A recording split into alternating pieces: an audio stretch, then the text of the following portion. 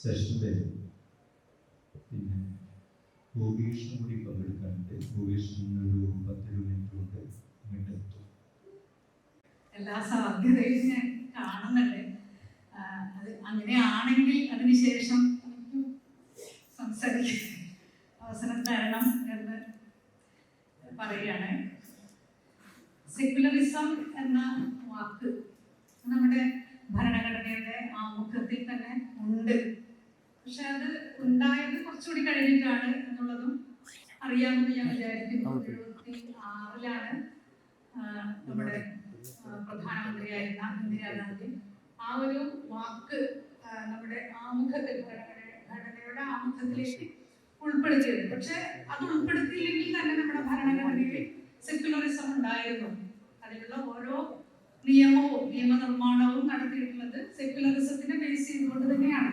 അപ്പൊ അതില്ലെങ്കിൽ പോലും അതവിടെ ഉണ്ടായിരുന്നു.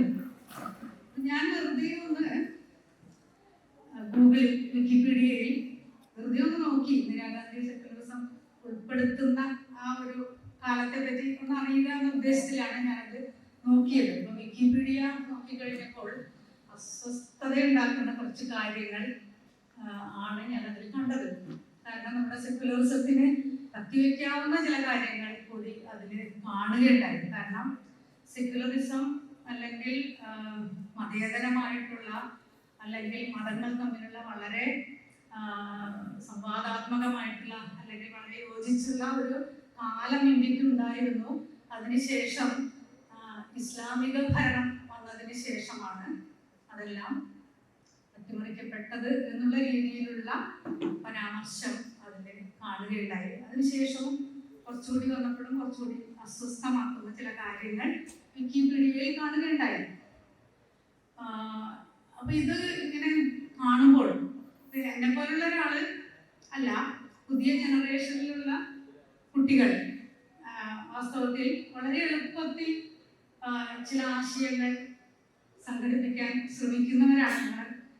താഴ്ത്തി പറയുകയല്ല, കാലത്തിന്റെ ഒരു പ്രത്യേകതയാണ്. പെട്ടെന്ന് നമുക്ക് ആശയങ്ങൾ സമാഹരിക്കണം എന്നുള്ള രീതിയിൽ നമ്മൾ ഇങ്ങനെ ഇടപെടുമ്പോൾ ഉണ്ടാകാവുന്ന ഒരു പ്രശ്നത്തെ പറ്റി കൂടി ഞാൻ ആലോചിച്ചു. കാരണം ചരിത്രം മാറ്റിമറിക്കപ്പെടുന്ന ഒരു കാലമാണ്, പാഠപുസ്തകങ്ങൾ തിരുത്തപ്പെടുന്ന കാലമാണ്. മറ്റു പല മേഖലകളിലും സെക്യുലറിസത്തിന് തുരങ്കം വയ്ക്കുന്ന രീതിയിലുള്ള മാറ്റിമറിക്കലുകൾ നടന്നുകൊണ്ടിരിക്കുമ്പോൾ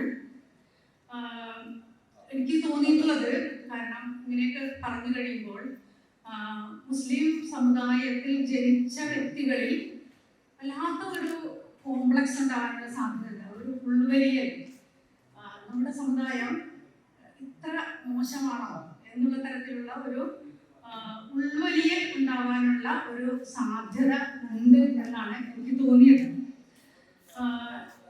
അതുകൊണ്ടൊക്കെ ആയിരിക്കാം പതുക്കെ പതുക്കെ നമുക്ക് അത്തരം ഒരു പതുക്കെയാണല്ലോ എല്ലാം സംഭവിക്കുക. ഒരു മസ്തിഷ്ക പ്രക്ഷാളനത്തിലേക്ക് നമ്മൾ കൂടി വരുന്നു.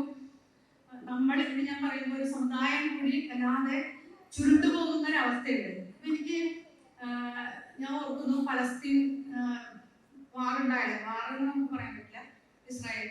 ആ സമയത്ത് എൻ്റെ തന്നെ ഒരു കസിന്റെ മകൻ, ചെറുപ്പക്കാരനാണ്, അഭ്യസ്തവിദ്യനാണ്, ജർമ്മനിയിൽ വർക്ക് ചെയ്യുന്നു.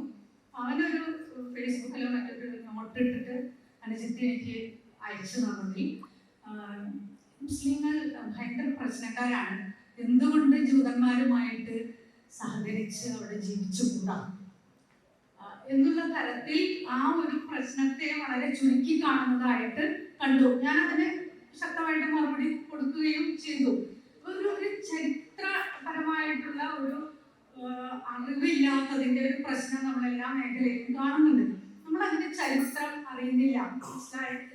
ഇസ്രായേൽ പലസ്തീൻ പ്രശ്നത്തിന്റെ ആയാലും അതിന്റെ ഒരു ചരിത്രത്തിലേക്ക് പോകാതെ വെറുതെ ഉപരിപ്ലവമായിട്ട് അതൊരു മതങ്ങൾ തമ്മിലുള്ള പ്രശ്നമായിട്ട് മാത്രം ചുരുക്കി കാണുന്ന ഒരവസ്ഥ.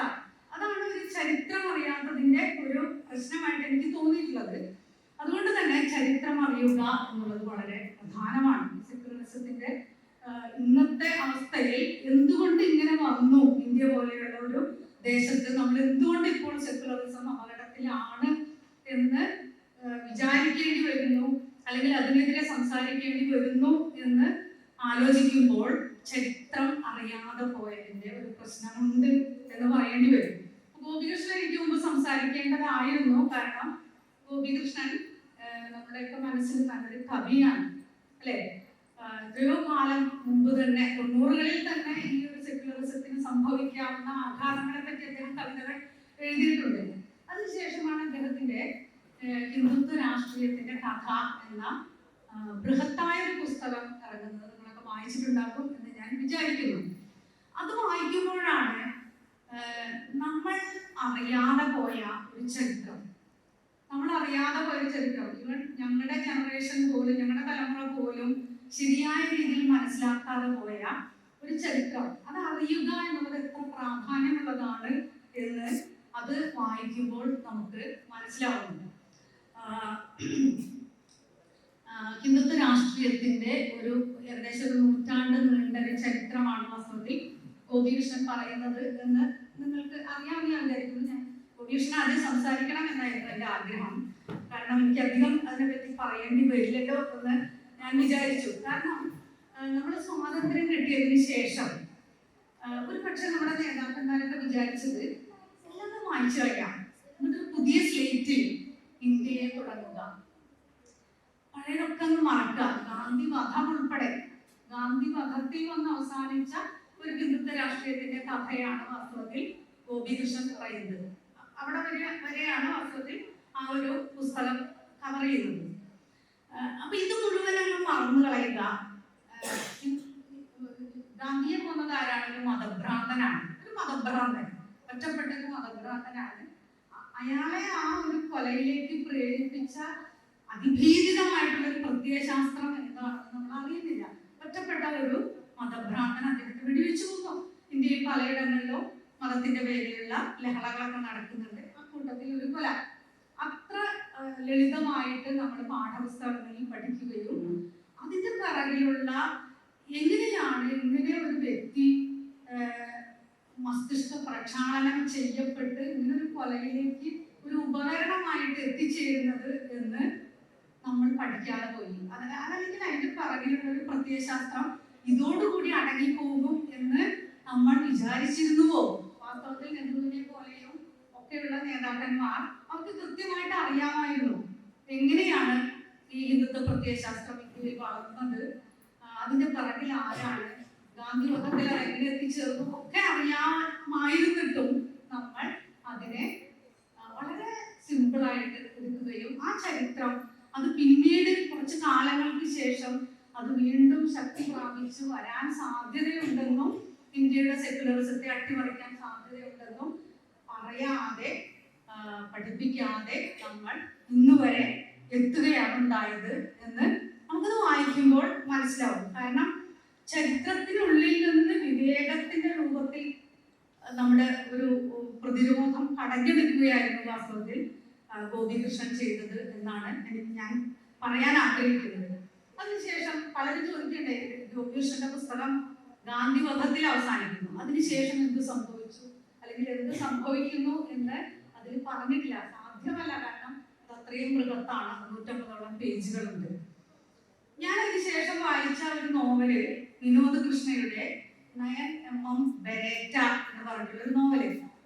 മലയാളം വിദ്യാർത്ഥികളൊക്കെ വായിച്ചിട്ടുണ്ടാവണം എന്ന് ഞാൻ വിചാരിക്കുന്നു. നയൻ എം ബെരേറ്റ എന്ന് പറയുന്നത് തോക്കിന്റെ പേരാണ്, ഗാന്ധിജിയെ കൊന്ന തോക്കിന്റെ പേരാണ്. വാസ്തവത്തിൽ വിനോദ് കൃഷ്ണ പറയുന്നത് അതിനുശേഷം, വാസ്തവത്തിൽ സവർക്കറിന്റെ കാലം കൂടി പറയുന്നത് അതിനുശേഷം ഇന്ത്യയിൽ എന്ത് സംഭവിക്കുന്നു, എങ്ങനെയാണ് ഈ ഒരു മനുഷ്യവിരുദ്ധ പ്രത്യയശാസ്ത്രം വീണ്ടും വേരുറച്ചു വരുന്നത്, അത് എത്ര പ്ലാൻഡ് ആയിരുന്നു ഒരു നൂറ്റാണ്ട് കൊണ്ട് എന്ന് യുവാക്കളെ കൂടി ഉപയോഗിച്ചുകൊണ്ട് വളരെ പ്രൊഫഷണൽ ആയിട്ട് ഈ ഒരു ആശയം നമ്മുടെ മനസ്സിൽ എങ്ങനെ വേരുറപ്പിക്കാൻ ശ്രമിക്കുന്നു. വളരെ പ്രൊഫഷണലാണ്. ഓഫീസും കമ്പ്യൂട്ടറും എല്ലാം പ്രൊവൈഡ് ചെയ്ത് നമ്മുടെ യുവ തലമുറയെ കൊണ്ട് തന്നെ കള്ളം പറയിപ്പിക്കുന്ന ഒരു രീതി. ഇതൊരു തലമുറയുടെ അപജയം എന്നുള്ളതും ആ ഒരു തലത്തിൽ കൂടി നമ്മൾ കാണേണ്ടതുണ്ട്. ഈ ഒരു ആശയത്തെ പറ്റി മാത്രമല്ല, എങ്ങനെയാണ് ഒരു തലമുറ മുഴുവൻ കള്ളം പറയാൻ പഠിക്കുന്നത്, മനഃപൂർവ്വം കള്ളം പറയാൻ പഠിക്കുക. ഏറ്റവും നല്ല കള്ളം പറഞ്ഞ ആൾക്ക് ഏറ്റവും കൂടുതൽ അംഗീകാരം ലഭിക്കുന്ന ഒരു കാലം, ഒരു ഇന്ത്യയായിട്ട് നമ്മൾ മാറുന്നതിനെ പറ്റി കൂടി നമ്മൾ വ്യാകുലരാവേണ്ടതുണ്ട്. ഒരു തലമുറ മുഴുവൻ നശിച്ചു പോവുകയാണ്. ഇതാണ് ജീവിക്കാനുള്ള രീതി, അല്ലെങ്കിൽ വിജയം വരിക്കാനുള്ള രീതി എന്നുള്ളൊരു രീതിയിലേക്ക് ചെറുപ്പക്കാർ പോയിക്കൊണ്ടിരിക്കുന്ന ഒരു കാര്യത്തെ കൂടി നമ്മൾ അഡ്രസ് ചെയ്യേണ്ടതുണ്ട് എന്നാണ് ഞാൻ വിചാരിക്കുന്നത്. തീർച്ചയായിട്ടും പുതിയ കാലത്തെ മറ്റു രീതിയിൽ വിശകലനം ചെയ്യുന്ന വളരെ ശക്തമായ പുസ്തകങ്ങൾ ഇറങ്ങുന്നുണ്ട്. ഇന്ത്യയിലെ തന്നെ വളരെ പ്രമുഖനായ ആക്ടിവിസ്റ്റ് കെ സഹദേവൻ എഡിറ്റ് ചെയ്തൊരു പുസ്തകമുണ്ട്. അതിന്റെ പേര് മോദി ദശകം മുറിവേറ്റ രാഷ്ട്രം. ഈ കഴിഞ്ഞ ഒരു 10 വർഷത്തിൽ കൂടുതൽ കാലത്ത് എന്ത് സംഭവിച്ചു എന്ന് എല്ലാ തരത്തിലും മാനവികതയ്ക്കെതിരായിട്ട്, പരിസ്ഥിതിക്കെതിരായിട്ട്, സാമ്പത്തികമായിട്ട് എങ്ങനെയാണ് ഇന്ത്യൻ സമൂഹം ചൂഷണം ചെയ്യപ്പെടുന്നത്, നമ്മളത് അറിയാതെ പോകുന്ന ഒരവസ്ഥ, അതിനെപ്പറ്റി വിശകലനം ചെയ്യുന്ന പുസ്തകങ്ങളുണ്ട്. പിന്നെ PS രാജഗോപാലൻ എന്ന് പറഞ്ഞിട്ടുള്ള ഒരു ഇതുപോലെ ഒരു സാമൂഹ്യ പ്രവർത്തകൻ, അദ്ദേഹം എഡിറ്റ് ചെയ്തൊരു പുസ്തകമുണ്ട്. ഇത്തരത്തിലുള്ള പുസ്തകങ്ങൾ ഇറങ്ങിക്കൊണ്ടിരിക്കുന്നുണ്ട്. പക്ഷെ ആരൊക്കെ വായിക്കുന്നുണ്ട് എന്നുള്ളൊരു പ്രശ്നമാണ് അവിടെ കിടക്കുന്നത്. തീർച്ചയായിട്ടും ചെറുപ്പക്കാരായ ധ്രുവ നാട്ടിയെ പോലെയുള്ള സോഷ്യൽ മീഡിയ ആക്ടിവിസ്റ്റുകൾ തീർച്ചയായിട്ടും അവിടെ ഉണ്ട്, ഇല്ലേ? എനിക്ക് തോന്നുന്നു കഴിഞ്ഞ തെരഞ്ഞെടുപ്പ് കാലത്ത് വളരെ ശക്തമായിട്ട് പ്രവർത്തിച്ചത് തന്നെയാണ് അത്. സോഷ്യൽ മീഡിയയിൽ എങ്ങനെയൊക്കെ വിഷം വമിപ്പിക്കുന്നുണ്ടോ അതിന് ആൻജീവനം എന്ന രീതിയിൽ വാസ്തവത്തിൽ ധ്രുവ നാട്ടിയെ പോലെയുള്ള ചെറുപ്പക്കാർ ഇറങ്ങിയതും നമ്മൾ കാണുകയുണ്ടായി. കുറച്ച് ചെറുപ്പക്കാരെങ്കിലും അത്തരത്തിൽ ആശയങ്ങൾ അല്ലെങ്കിൽ അവസ്ഥയെ കൃത്യമായിട്ട് മനസ്സിലാക്കുന്നുണ്ട് എന്നുള്ളതും നമുക്ക് വളരെയധികം സമാധാനം നൽകുന്ന കാര്യം തന്നെയാണ്. എങ്കിൽ പോലും പുതിയ കാലത്ത് എങ്ങനെയാണ് ഈ സെക്യുലറിസത്തിന്റെ അതിജീവനം സാധ്യമാവുക എന്ന് ഉള്ള ചോദ്യം വരുമ്പോൾ അവിടെയാണ് ഞാൻ സംസാരിക്കണം എന്ന എനിക്കൊരു ആഗ്രഹം ഉണ്ടായിരുന്നു. വാസ്തവത്തിൽ ഇന്ത്യൻ മണ്ണിൽ, ഇന്ത്യയുടെ നിലവുകളിൽ ആ ഒരു മതേതര ആശയം ഉണ്ടായിരുന്നു.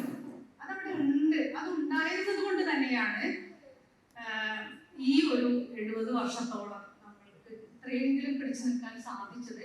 കാരണം ഇന്ത്യൻ സംസ്കാരത്തിൽ ഒരു സമാന്തരമായിട്ടുള്ള ഒരു സെക്യുലറിസ്റ്റ് അല്ലെങ്കിൽ അത്തരത്തിലുള്ള ഒരു മതേതരമായിട്ടുള്ള സംസ്കാരം ഉണ്ടായിരുന്നു എന്നുള്ളത് നമ്മൾ മറന്നു പോകാൻ പാടില്ല. ശ്രീനാരായണ ഗുരുവിന്റെ കവിതകളുണ്ട്, ശ്രീനാരായണ ഗുരുവിന്റെ ആശയങ്ങളുണ്ട്. നാരായണ ഗുരുവിനെ നമ്മൾ വാസ്തവത്തിൽ തമസ്കരിക്കുകയാണ് ചെയ്തത് എന്ന് തന്നെയാണ് ഞാൻ പറയാൻ ആഗ്രഹിക്കുക. കാരണം നാരായണ ഗുരുവിനെ പഠിച്ചാൽ മതിയായിരുന്നു മലയാളികൾ. പക്ഷെ നമ്മളൊരു നവോത്ഥാന നായകൻ എന്നുള്ള നിലയിൽ ശ്രീനാരായണ ഗുരുവിനെ അവിടെ ഒതുക്കുകയും എല്ലാ ജാതി മതമൊക്കെ ഇവിടെ പോയി, ഇവിടെയൊക്കെ കേരളം സ്വന്തമാണ് എന്നുള്ള രീതിയിലേക്ക് നമ്മൾ വരികയും ഈ ജാതിയും മതവും ഒക്കെ നമ്മുടെ ഉള്ളിലേക്ക് വലിയുകയും ചെയ്ത ഒരവസ്ഥയാണ് വാസ്തവത്തിൽ ഉണ്ടായിട്ടുള്ളത്. തീർച്ചയായിട്ടും ശ്രീനാരായണ ഗുരു ജാതിക്കെതിരായിട്ടാണ് വളരെ ശക്തമായിട്ട് പ്രവർത്തിച്ചിട്ടുള്ളത്. അതിനപ്പുറത്ത് മതം ഒരു ഫാക്റ്റാണെന്ന് അംഗീകരിച്ചിട്ടുള്ള ഒരാൾ കൂടിയായിരുന്നു ശ്രീനാരായണ ഗുരു. മതങ്ങൾക്ക് മനുഷ്യ സംസ്കാരത്തിൽ വിവിധ ഘട്ടങ്ങളിൽ, വിവിധ പ്രദേശങ്ങളിൽ ചില നിയോഗങ്ങൾ ഉണ്ടായിരുന്നു. തീർച്ചയായിട്ടും ഉണ്ടായിരുന്നു. വിപ്ലവാത്മകമായിട്ടുള്ള നിയോഗങ്ങൾ തന്നെ ഉണ്ടായിരുന്നു. അപ്പൊ അതിന്റെ അടിസ്ഥാന ആശയങ്ങളെ നമ്മൾ ഉണർത്തിക്കൊണ്ടുവരിക, സർഗാത്മകമായിട്ട് ഉപയോഗിക്കുക. മതങ്ങളുടെ ആശയങ്ങൾ, ക്രിസ്തുവിന്റെ ആശയങ്ങളായാലും മുഹമ്മദ് നബിയുടെ ആശയങ്ങളായാലും സിഖ് മതസ്ഥാപകന്റെ സിഖ് മതത്തിന്റെ ആശയങ്ങളായാലും അതേപോലെ തന്നെ ബുദ്ധൻ നമ്മുടെ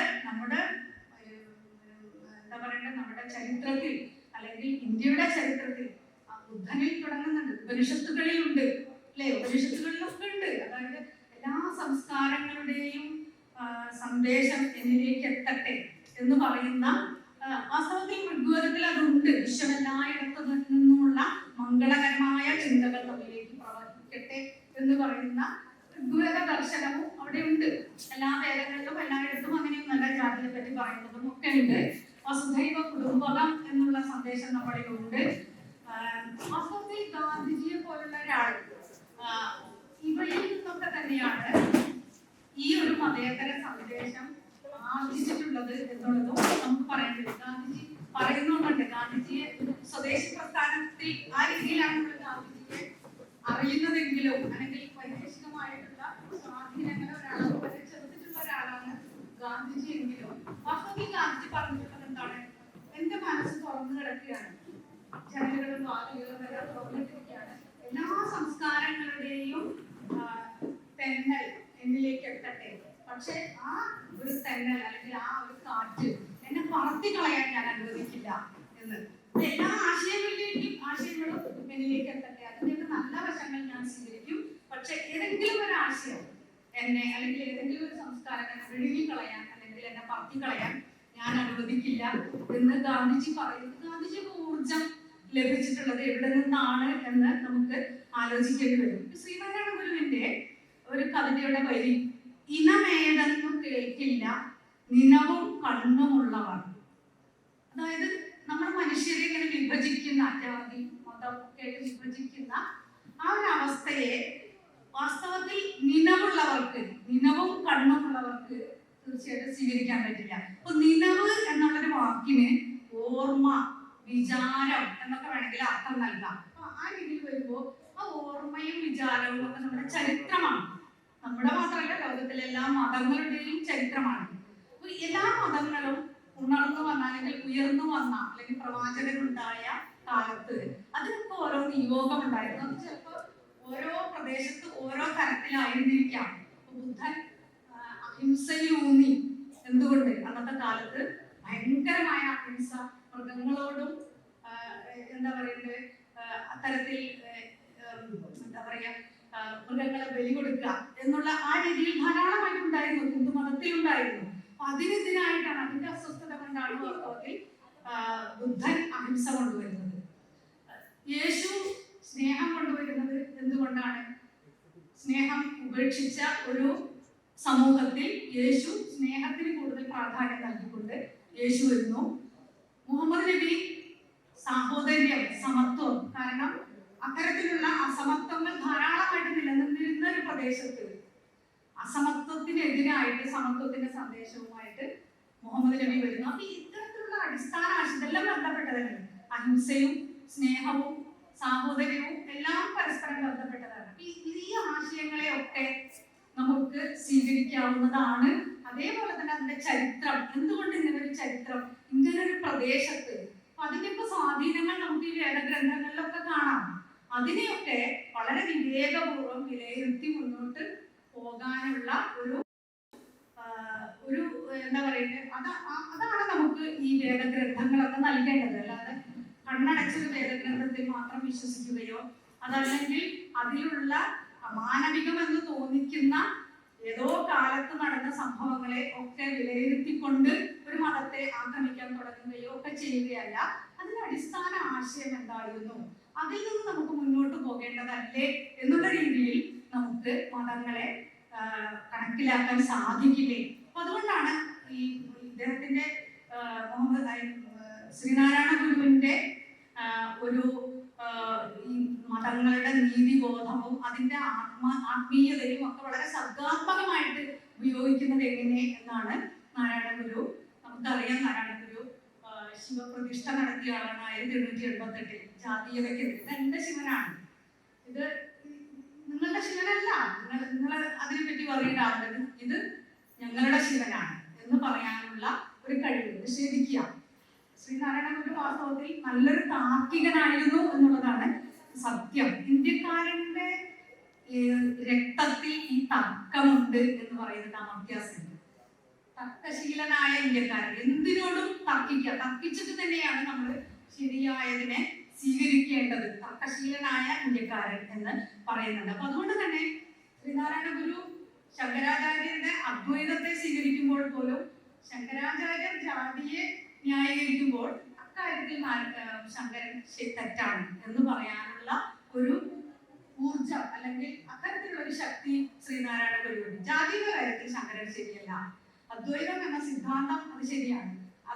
ശങ്കരൻ വാസ്തവത്തിൽ അദ്വൈതം എന്ന സിദ്ധാന്തത്തെ ഒരു ആശയതലത്തിൽ നിലനിർത്തുകയും ജാതിയെ സപ്പോർട്ട് ചെയ്യുകയും ചെയ്ത ആളായിട്ടാണ് നമ്മൾ മനസ്സിലാക്കുന്നത്.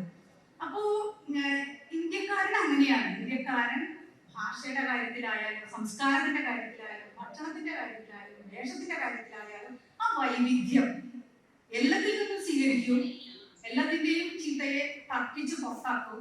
ഇങ്ങനെ പലയിടങ്ങളിലായിട്ട് പല എന്താ പറയുക ഭൂമിശാസ്ത്രപരമായ വ്യതിയാനങ്ങൾക്കനുസരിച്ച് ജീവിക്കുന്ന മനുഷ്യരുടെ സംസ്കാരങ്ങൾ അടുത്തുള്ള സംസ്കാരവുമായിട്ട് കലർന്ന് ഒരു പലമയാണ് നമ്മുടെ സംസ്കാരം. അതാണ് നമ്മൾ മനസ്സിലാക്കേണ്ടത്. ഈ പലമ ഇതാണ് സത്യം. ഏകഭാവം എന്ന് പറയുമ്പോൾ അതിലൊരു അധികാരമുണ്ട്. അത് ഏത് മതത്തിന്റെ കാര്യത്തിലായാലും നമുക്ക് ആ ശുദ്ധിവാദം എന്ന് പറയുമ്പോൾ അതിലൊരു എവിടെയോ ഒരു അധികാരം ഒളിഞ്ഞിരിക്കുന്നുണ്ട് എന്ന് നമ്മൾ മനസ്സിലാക്കേണ്ടി വരും. ടി.എം. കൃഷ്ണ ഈ എന്താ പറയട്ടെ ശാസ്ത്രീയ സംഗീതത്തിൽ പലമ ഉണ്ടാക്കുന്നു അല്ലേ? അദ്ദേഹത്തെ ക്രിട്ടിസൈസ് ചെയ്തു അല്ലേ? ആ പലമയ ഇത് ശുദ്ധമായിട്ടിരിക്കണം, ഈ ശാസ്ത്രീയ സംഗീതം ശുദ്ധമായിട്ടിരിക്കണം എന്ന് പറയുന്നത് ആരാണ്? അത് ജാതിയിൽ ഉയർന്നവരാണ്. ജാതിയിൽ താഴ്ന്നവർക്ക് അതിൽ അവകാശമില്ല, അതിന് അശുദ്ധി വരുത്താൻ അവകാശമില്ല എന്ന് പറയുന്ന ഒരു അവസ്ഥ. അപ്പൊ ഈ ഒരു ശുദ്ധിവാദം എവിടെയുണ്ടോ അവിടെ അധികാരം ഒളിഞ്ഞിരിക്കുന്നുണ്ട് എന്നുള്ളതാണ്. വാസ്തവത്തിൽ ആത്മീയത എന്ന് പറയുന്ന മനുഷ്യന്റെ സ്വാതന്ത്ര്യമാവേണ്ടതുണ്ട്, മനുഷ്യന്റെ സ്വാതന്ത്ര്യമാവേണ്ടതുണ്ട്. ഇനി ഞാൻ ഈ തർക്കത്തിന്റെ കാര്യം നമുക്ക് വേറൊരു കാര്യം പറയാൻ വിട്ടുപോയി. ശങ്കരനോട് തർക്കിച്ച ചിലരെ പറ്റി, ശങ്കരാചാര്യരെ പറ്റിയാണ് ഞാൻ പറയുന്നത്. ശങ്കരാചാര്യരോട് തർക്കത്തിൽ ഏർപ്പെട്ട മണ്ഡന ചിത്രനും ഉദയ ഭാരതിയും, എനിക്ക് അതിനെപ്പറ്റി ഞാൻ വായിച്ചിട്ടില്ല, ഞാൻ സച്ചിദാനന്ദ മാഷ് പറയുന്നത് കേട്ടിട്ടുള്ളതാണ്. നമ്മളെന്തിനും അങ്ങോട്ട് ഒന്ന് പൊട്ടൻ തെയ്യമില്ലേ? നമ്മുടെ പൊട്ടൻ തെയ്യത്തിന്റെ കഥ കേട്ടിട്ടില്ലേ നിങ്ങൾ? വടക്കൻ മലബാറിലെ പൊട്ടൻ തെയ്യമായിട്ട് മാറിയ പറയ യുവാവ് ശങ്കരനോട് വാദിക്കുന്നുണ്ട്. നിങ്ങളെ കുത്തിയാലും ചോരല്ലേ ചൊവ്വരെ, ഞങ്ങളെ കുത്തിയാലും ചോരല്ലേ ചൊവ്വരെ എന്ന് ചോദിക്കുന്ന ഒരു പറയ യുവാവ്. ആ യുവാവാണ് പിന്നീട് കൊല ചെയ്യപ്പെടുകയും പിന്നീട് പൊട്ടൻ തെയ്യമായിട്ട് കീഴാള മനുഷ്യർ വാഴിക്കുകയും ചെയ്ത പൊട്ടൻ തെയ്യം. വാസ്തവത്തിൽ ശങ്കരാചാര്യ കേരളത്തിലെത്തിയ സമയത്ത് ഈ പറയ യുവാവിനോട് നീ മാറിപ്പോ, നീ ജാതിയിൽ കാണവനാണ് എന്ന് ശങ്കരാചാര്യരോ അല്ലെങ്കിൽ ശങ്കരാചാര്യരുടെ കൂടെയുള്ളവരോ, നമുക്ക് കൃത്യമായിട്ട് അറിയില്ല ശങ്കരാചാര്യർ തന്നെ ആയിരുന്നോ അതിനുശേഷം വന്ന ഒരു പണ്ഡിതനായ ഒരു ബ്രാഹ്മണനായിരുന്നോ എന്നുള്ളത് നമുക്ക് അറിയില്ല. എങ്ങനെയായാലും ഇങ്ങനൊരു സംഭവം നമ്മുടെ കഥകളിൽ മിത്തുകളിലും ഉണ്ട് അല്ലേ? നിങ്ങളെ കൊത്തിയാലും ചോരല്ലേ ചൊവ്വരെ, ഞങ്ങളെ കൊത്തിയാലും ചോരല്ലേ ചൊവ്വരെ, പിന്നെന്തേ ചൊവ്വരെ ജാതി കലർന്നു, കുലം കലർന്നു എന്ന് ചോദിക്കുന്ന പൊട്ടൻ തെയ്യം. അതിൽ പല ചോദ്യങ്ങളുണ്ട്. ഞങ്ങളുടെ കുപ്പയിലെ പൂവെടുത്തിട്ടല്ലേ നിങ്ങൾ പൂജിക്കാൻ വെക്കുന്നത്? ഇങ്ങനെ പല ചോദ്യങ്ങൾ ഈ പറയ യുവാവ് ചോദിക്കുന്നുണ്ട്. ഇതാണ് ഒരു സംവാദത്തിന്റെ അന്തരീക്ഷം ഇന്ത്യയിൽ പണ്ടേ ഉണ്ട്. ബുദ്ധമതവും വേദമതവും തമ്മിൽ സംവാദം ഉണ്ടായിട്ടുണ്ട്. മറ്റു പല മതങ്ങളുമായിട്ട് ഇത്തരത്തിലുള്ള ഒരു സംവാദം ഉണ്ടായിട്ടുണ്ട് എന്നാണ് പറയാൻ ആഗ്രഹിക്കുന്നത്. ഇനി നേരത്തെ പറഞ്ഞ ഇസ്ലാമിക ഭരണകാലത്തെ പറ്റിയും നമ്മുടെ പ്രമുഖരായ ചരിത്രകാരന്മാർ റുമില താപ്പറിനെ പോലെയുള്ളവരൊക്കെ ഈ ഒരു മുഗൾ രാജ്യ ഭരണ കാലത്തെ ഹിന്ദു മുസ്ലിം ഐക്യത്തിന്റെ വസന്തകാലം എന്ന് വിളിച്ചിട്ടുണ്ട്. ചില അപവാദങ്ങൾ ഉണ്ടായിട്ടുണ്ടാവാം, പക്ഷെ ഹിന്ദു മുസ്ലിം മൈത്രിയുടെ വസന്തകാലം എന്ന് വിളിച്ച കാലമാണ് വാസ്തവത്തിൽ മുഗൾ ഭരണകാലം. ധാരാളം വേദങ്ങളും ഉപനിഷത്തുകളും മറ്റ് ശാസ്ത്രങ്ങളും ഒക്കെ ഉറുദുവിലേക്കും അറബിയിലേക്കും ട്രാൻസ്ലേറ്റ് ചെയ്ത ധാരാളം മുസ്ലിം പണ്ഡിതർ ആ കാലത്ത് ഉണ്ടായിരുന്നു. ദാരാഷുക്കോയെ പറ്റി നിങ്ങൾ കേട്ടിട്ടുണ്ടാകും എന്ന് ഞാൻ വിചാരിക്കുന്നു. ഷാജഹാന്റെ മകനായ ദാരാഷുക്കോയാണ് വാസ്തവത്തിൽ ഉപനിഷത്ത് പേർഷ്യൻ ഭാഷയിലേക്ക് തർജ്ജമ ചെയ്യുന്നത്. ഇത്തരത്തിലുള്ള ഒരു എന്താ പറയുന്നത് പരസ്പരം കലർന്നിട്ടുള്ള മതങ്ങൾ തമ്മിലുള്ള ഒരു സൗഹാർദ്ദത്തിന്റെ ഒരു വസന്തകാലമായിട്ടാണ് ചരിത്രകാരന്മാർ വാസ്തവത്തിൽ ആ കാലത്തെ വിശേഷിപ്പിക്കുന്നത്. പക്ഷെ ഇന്ന് നമ്മൾ കേൾക്കുന്നതും കാണുന്നതും വായിക്കുന്നതും ആ ഒരു കാലം ഭീകരമായിട്ടുള്ള എന്താ പറയുക മതം മാറ്റത്തിന്റെയും പള്ളികൾ ക്ഷേത്രങ്ങൾ പൊളിക്കുന്നതിന്റെയും ഒരു കാലമായിട്ട് ചിത്രീകരിച്ച് ചരിത്രത്തെ മാറ്റിമറിക്കുന്നത് നമ്മൾ കാണുന്നുണ്ട്. അപ്പോ ധാരാളം ഉദാഹരണങ്ങൾ നമുക്ക് പറയാൻ സാധിക്കും. ഹിന്ദു മുസ്ലിം മൈത്രിയെ പറ്റി കുച്ചിപ്പുടി ഗ്രാമം ഉണ്ടാക്കിയത് ഒരു മുസ്ലിമാണ്, മുസ്ലിം ഭരണാധികാരിയാണ് എന്ന് പറയുന്നു. അതേപോലെ രാജസ്ഥാനിലെ ക്ഷേത്രത്തിന്റെ മുമ്പിൽ ഗോഗോമോർഫി എന്ന ക്ഷേത്രത്തിന്റെ മുമ്പിൽ കല്ലിൽ അള്ളാഹുവിനെ സ്തുതി എന്ന് എഴുതി വെച്ചിട്ടുണ്ട്. ഇത്തരത്തിലുള്ള ഒരു പരസ്പരമുള്ള ഒരു സംവാദം അല്ലെങ്കിൽ പരസ്പരമുള്ള ഒരു സഹകരണം ഉണ്ടായിട്ടുള്ള ഒരു നാട് തന്നെയാണ്. കബീറിന്റെ ചരിത്രമുണ്ട് നമുക്ക്. തുക്കാറാമുണ്ട്, ബസവണ്ണയുണ്ട് കർണാടകയിൽ, കേരളത്തിൽ ശ്രീനാരായണ ഗുരുണ്ട്, ചട്ടമ്പി സ്വാമികളുണ്ട്. ഇതൊരു സമാന്തര സംസ്കാരമാണ്. ഈ ഒരു സംസ്കാരത്തെ ഉണർത്തിക്കൊണ്ടുവരിക എന്നുള്ളത് തന്നെയാണ് വാസ്തവത്തിൽ ഈ ഒരു സെക്യുലറിസത്തെ തിരിച്ചു പിടിക്കാനുള്ള വഴിയായിട്ട് നമ്മളെ പോലെ കുറച്ചു പേരൊക്കെ വിചാരിക്കുന്നത്. ഞാൻ അതിനെപ്പറ്റി പറയുന്നത് ഇന്നിപ്പോ ഒരു മൂവ്മെന്റിന്റെ ഭാഗമായിട്ട് ഞാനൊക്കെ പ്രവർത്തിക്കുന്നുണ്ട്. അതിന്റെ പേര് ദേശീയ മാനവിക വേദി എന്നാണ്. സച്ചിദാനന്ദ മാഷാണ് അതിന്റെ ചെയർപേഴ്സൺ ആയിട്ടുള്ളത്. അപ്പൊ ആ ദേശീയ മാനവിക വേദി അത് തുടങ്ങിയത് ഷബ്നം ഹഷ്മി എന്ന് കേട്ടിട്ടുണ്ടാവും. സപ്തർ ഹഷ്മി കേട്ടിട്ടുണ്ടാവും. സപ്തർ ഹഷ്മി കേട്ടിട്ടുണ്ടാവും. കൊല ചെയ്യപ്പെട്ട നാടക പ്രവർത്തകരായിരുന്നു. 28 വയസ്സിലെങ്ങാനും ഡൽഹിയിലെ തെരുവിൽ ചോര ചിന്തി മരിച്ചു പോകേണ്ടി വന്നു സത്യം വിളിച്ചു പറഞ്ഞതുകൊണ്ട്.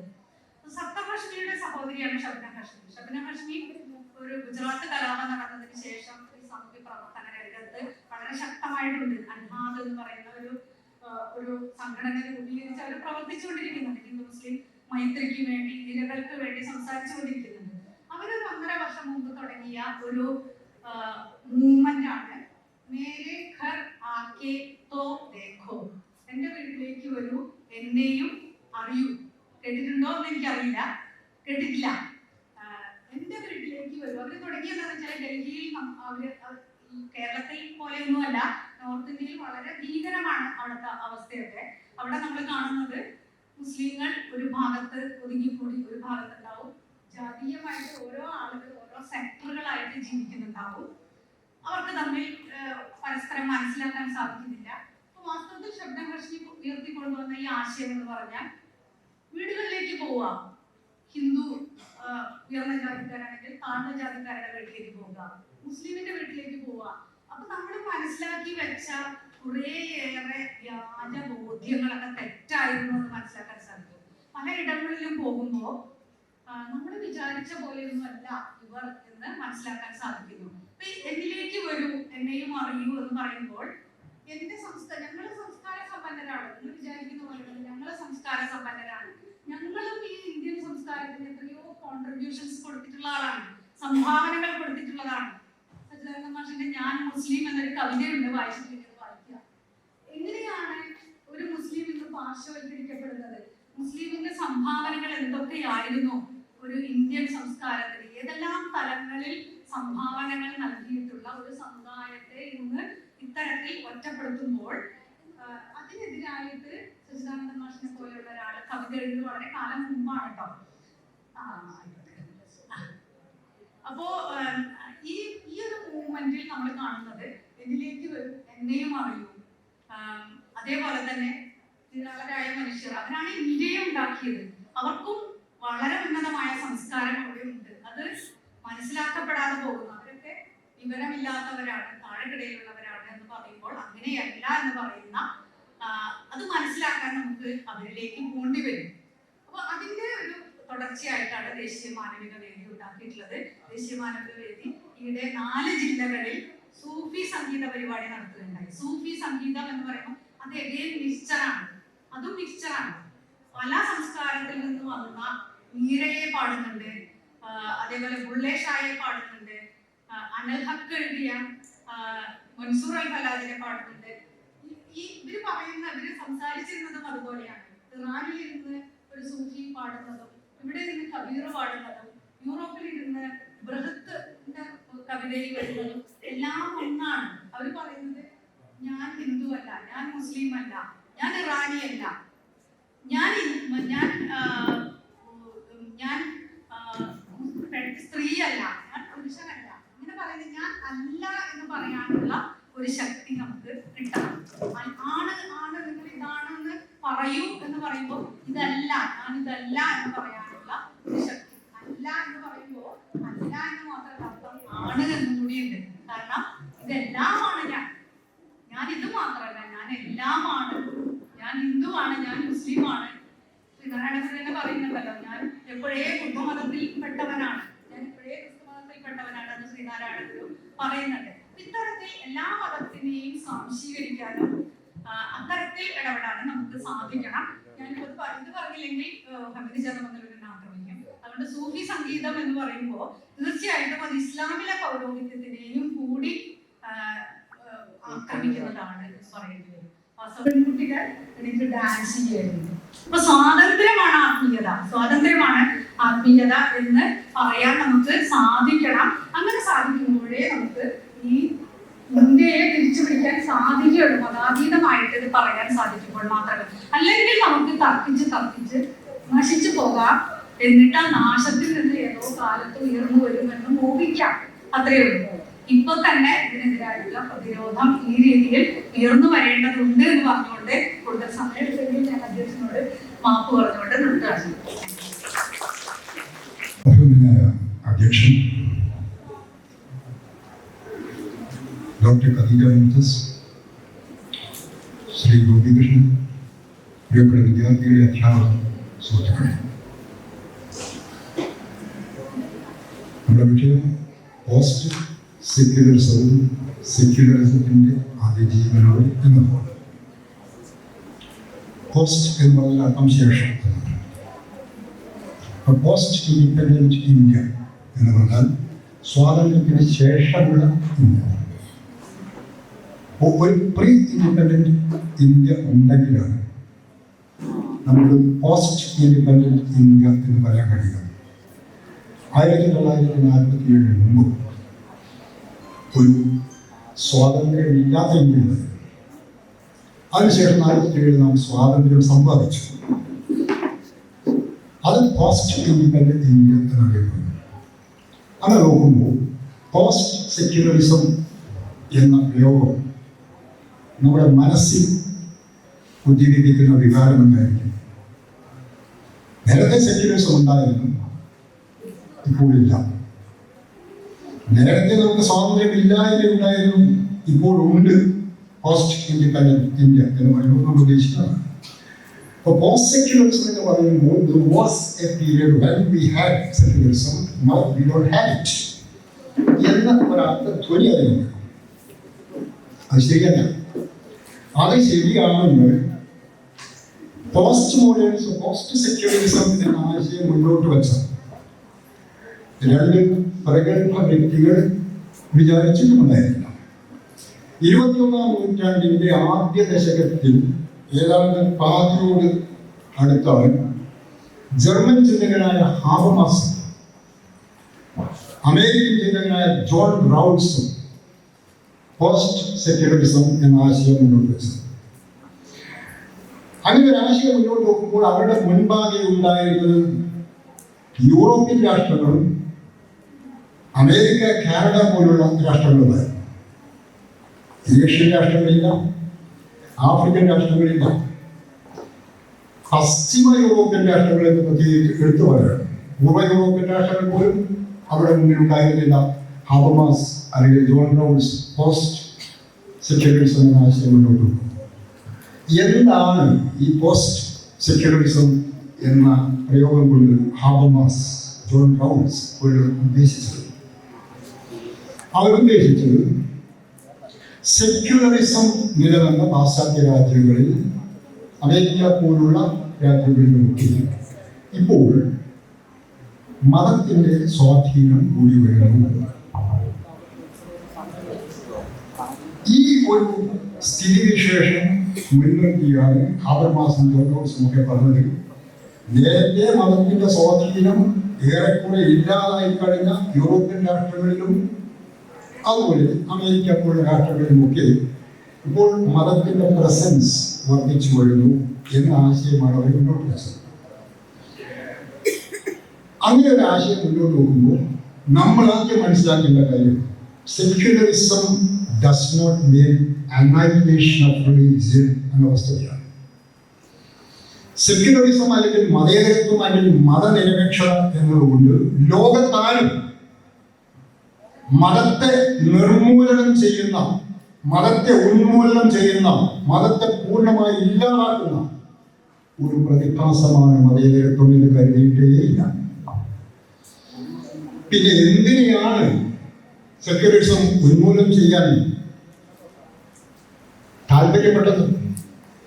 സെക്യുലറിസം പാശ്ചാത്യ രാജ്യത്ത് ആദ്യം നിലവിൽ വരുമ്പോഴും അവരുദ്ദേശിച്ചത് annihilation of theocracy.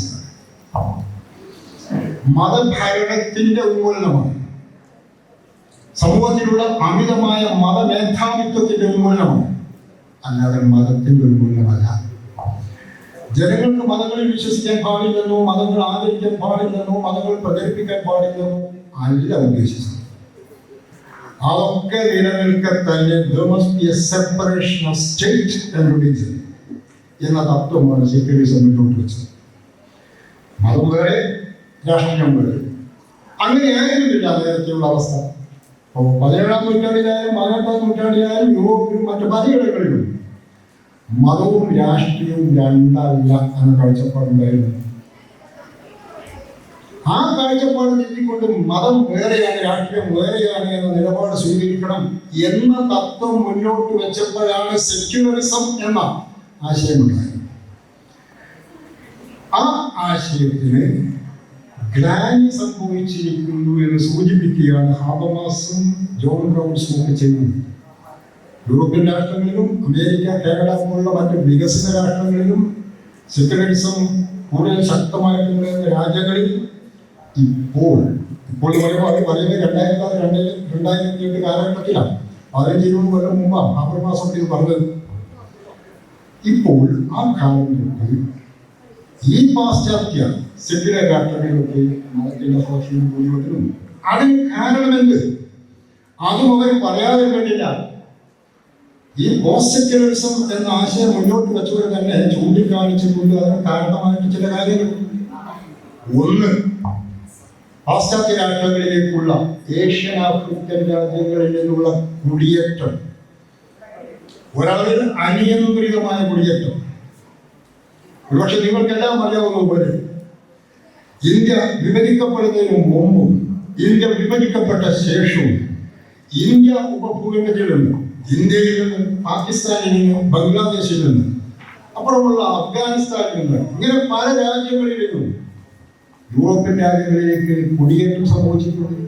അമേരിക്കയിലേക്കും കാനഡയിലേക്കും കുടിയേറ്റം സംഭവിച്ചിട്ടുണ്ട്. സിഖ് മതസ്ഥരിൽ 20-ാം നൂറ്റാണ്ടിന്റെ ആദ്യം തൊട്ട് കാനഡയിലേക്ക് കുടിയേറി തുടങ്ങുകയും ഇപ്പോൾ അവിടെ ഒരു സിക്കിസ്ഥാൻ തന്നെ ഉണ്ട് എന്ന് പറയുകയും ചെയ്യാവുന്ന അവസ്ഥയാണ് കാനഡയിലുള്ളത്. ഇങ്ങനെയുള്ള കുടിയേറ്റം സംഭവിച്ചത് കൊണ്ട് കുടിയേറിയ ആൾക്കാർക്ക് സെക്യുലറിസത്തോട് വലിയ പ്രതിബദ്ധത ഇല്ലാത്തത് കൊണ്ട് അവരുടെ മതം പൊതുമണ്ഡലത്തിൽ കൂടുതൽ ശക്തി പ്രാപിച്ചുകൊണ്ടിരിക്കുന്നു എന്ന ആശയമാണ് മുന്നോട്ട് വെക്കപ്പെട്ടത്. അത് മാത്രമായിരുന്നില്ല കാരണം ഹാബർമാസിനെ പോലുള്ളവർ ഈ പോസ്റ്റ് സെക്യുലറിസം എന്ന ആശയം മുന്നോട്ട് വെക്കുമ്പോൾ 2001 സെപ്റ്റംബർ 11 അമേരിക്കയിലെ വേൾഡ് ട്രേഡ് സെന്ററിൽ അൽ-ഖൈദ തീവ്രവാദികൾ നടത്തിയ ആക്രമണം അവിടെ മുന്നിലുണ്ടായിരുന്നു. മത തീവ്രവാദികൾ നടത്തിയ ആക്രമണം ഉണ്ടായിരുന്നു. ഈ ഘടകങ്ങളൊക്കെ മുന്നിൽ വെച്ചുകൊണ്ട് അവിടെ ഇപ്പോൾ മതത്തിന്റെ അവിടങ്ങളൊക്കെ മതത്തിന്റെ സ്വാധീനം വർദ്ധിക്കുന്നു എന്ന ആശയം മുന്നോട്ട് വെക്കപ്പെടുകയാണ് പോസ്റ്റ് സെക്യുലറിസം എന്ന ഈ സംജ്ഞ കൊണ്ട് ഉദ്ദേശിക്കപ്പെട്ടത്. പോസ്റ്റ് സെക്യുലറിസത്തിൽ നമ്മൾ സെക്യുലറിസത്തിലേക്ക് പറഞ്ഞിരിക്കണം. സെക്യുലറിസം എന്ന് പറയുന്നത് നമ്മുടെ ഇന്ത്യയിൽ സ്വീകരിച്ച ഒന്നാണ്. അതാണ് ഡോക്ടർ കദീജ മുഹമ്മദ് അവരുടെ പ്രഭാഷണത്തിന്റെ തുടക്കത്തിൽ സൂചിപ്പിച്ചത്. ആ രൂപത്തിൽ അവർ പറഞ്ഞിട്ടുണ്ടെങ്കിൽ 1947 ഇന്ത്യ സ്വാതന്ത്ര്യം പോകും. ഇന്ത്യൻ യൂണിയൻ ഉണ്ടായി, പാകിസ്ഥാൻ ഉണ്ടായി, രാജ്യം വിഭജിക്കപ്പെട്ടു. വിഭജിക്കപ്പെട്ടത് മുസ്ലിം ഭൂരിപക്ഷ രാഷ്ട്രമായിട്ട് പാകിസ്ഥാനും ഹിന്ദു ഭൂരിപക്ഷ രാഷ്ട്രമായിട്ട് ഇന്ത്യയുമാണ്. നമ്മളങ്ങനെ പറയാറില്ലെങ്കിൽ 1947 ഇന്ത്യ യൂണിയൻ നിലവിൽ വരുമ്പോൾ ഭൂരിപക്ഷം ഹിന്ദുക്കളാണ്. 82% ഹിന്ദുക്കളുടെ രാജ്യമാണ് കാര്യം ഇന്ത്യ. പാകിസ്ഥാൻ മുസ്ലിം ഭൂരിപക്ഷ രാഷ്ട്രം. പാകിസ്ഥാൻ സ്വയം ഒരു മുസ്ലിം റിപ്പബ്ലിക്കാണ്. പാകിസ്ഥാൻ ഇപ്പോഴും മുസ്ലിം റിപ്പബ്ലിക്കാണ്. 1947, 48, 49 കാലഘട്ടത്തിൽ ഇന്ത്യയുടെ ഭരണഘടനാ നിർമ്മാണ സഭയിൽ ചില ആളുകൾ ഉന്നയിച്ച ചോദ്യമുണ്ട്. ഭരണഘടനാ നിർമ്മാണ സഭയിലെ അംഗങ്ങൾ മാത്രമല്ല, അല്ലാത്ത ചില കേന്ദ്രങ്ങൾ ഉന്നയിച്ചൊരു ചോദ്യമുണ്ട്. അപ്പുറത്ത് വന്നത് മുസ്ലിം റിപ്പബ്ലിക് ആണെങ്കിൽ ഇപ്പുറത്ത് വരേണ്ടത് ഹിന്ദു റിപ്പബ്ലിക് അല്ലേ എന്നാണ് ചോദിക്കുന്നത്. അപ്പുറത്ത് മുസ്ലിങ്ങൾ ഭൂരിപക്ഷമുള്ള പാകിസ്ഥാൻ സ്വയം മുസ്ലിം റിപ്പബ്ലിക്കായി മാറിയിട്ടുണ്ടെങ്കിൽ ഹിന്ദു ഭൂരിപക്ഷമുള്ള ഇന്ത്യ ഹിന്ദു റിപ്പബ്ലിക്കായിട്ട് മാറണ്ടേ എന്നായിരുന്നു ചോദ്യം. ആ ചോദ്യത്തിന് അന്നത്തെ പ്രധാനമന്ത്രി നൽകിയ ഒരു മറുപടിയുണ്ട്. നിങ്ങൾ മനസ്സിൽ സൂക്ഷിക്കേണ്ട മറുപടിയാണ്.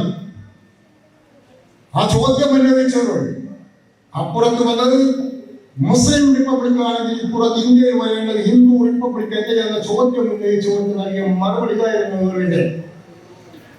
നമുക്ക് മുസ്ലിമത്വവും വേണ്ട, നമുക്ക് ഹിന്ദുത്വവും വേണ്ട, നമുക്ക് മതേതരത്വം മതി എന്നായിരുന്നു. അങ്ങനെ നാം മതേതരത്വം സ്വീകരിച്ചു.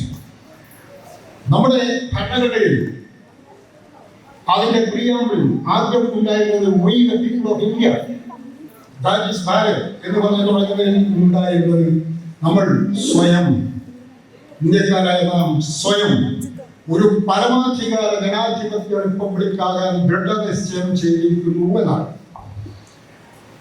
ഒരു സോവറിൻ ഡെമോക്രാറ്റിക് റിപ്പബ്ലിക് ആവാൻ നാം സ്വയം തീരുമാനിച്ചിരിക്കുന്നു എന്നാണ് നമ്മുടെ ഭരണഘടനയുടെ ആമുഖത്തിൽ 1950 ജനുവരി 26 അത് അംഗീകരിക്കപ്പെടുമ്പോൾ ഉണ്ടായിരുന്നത്.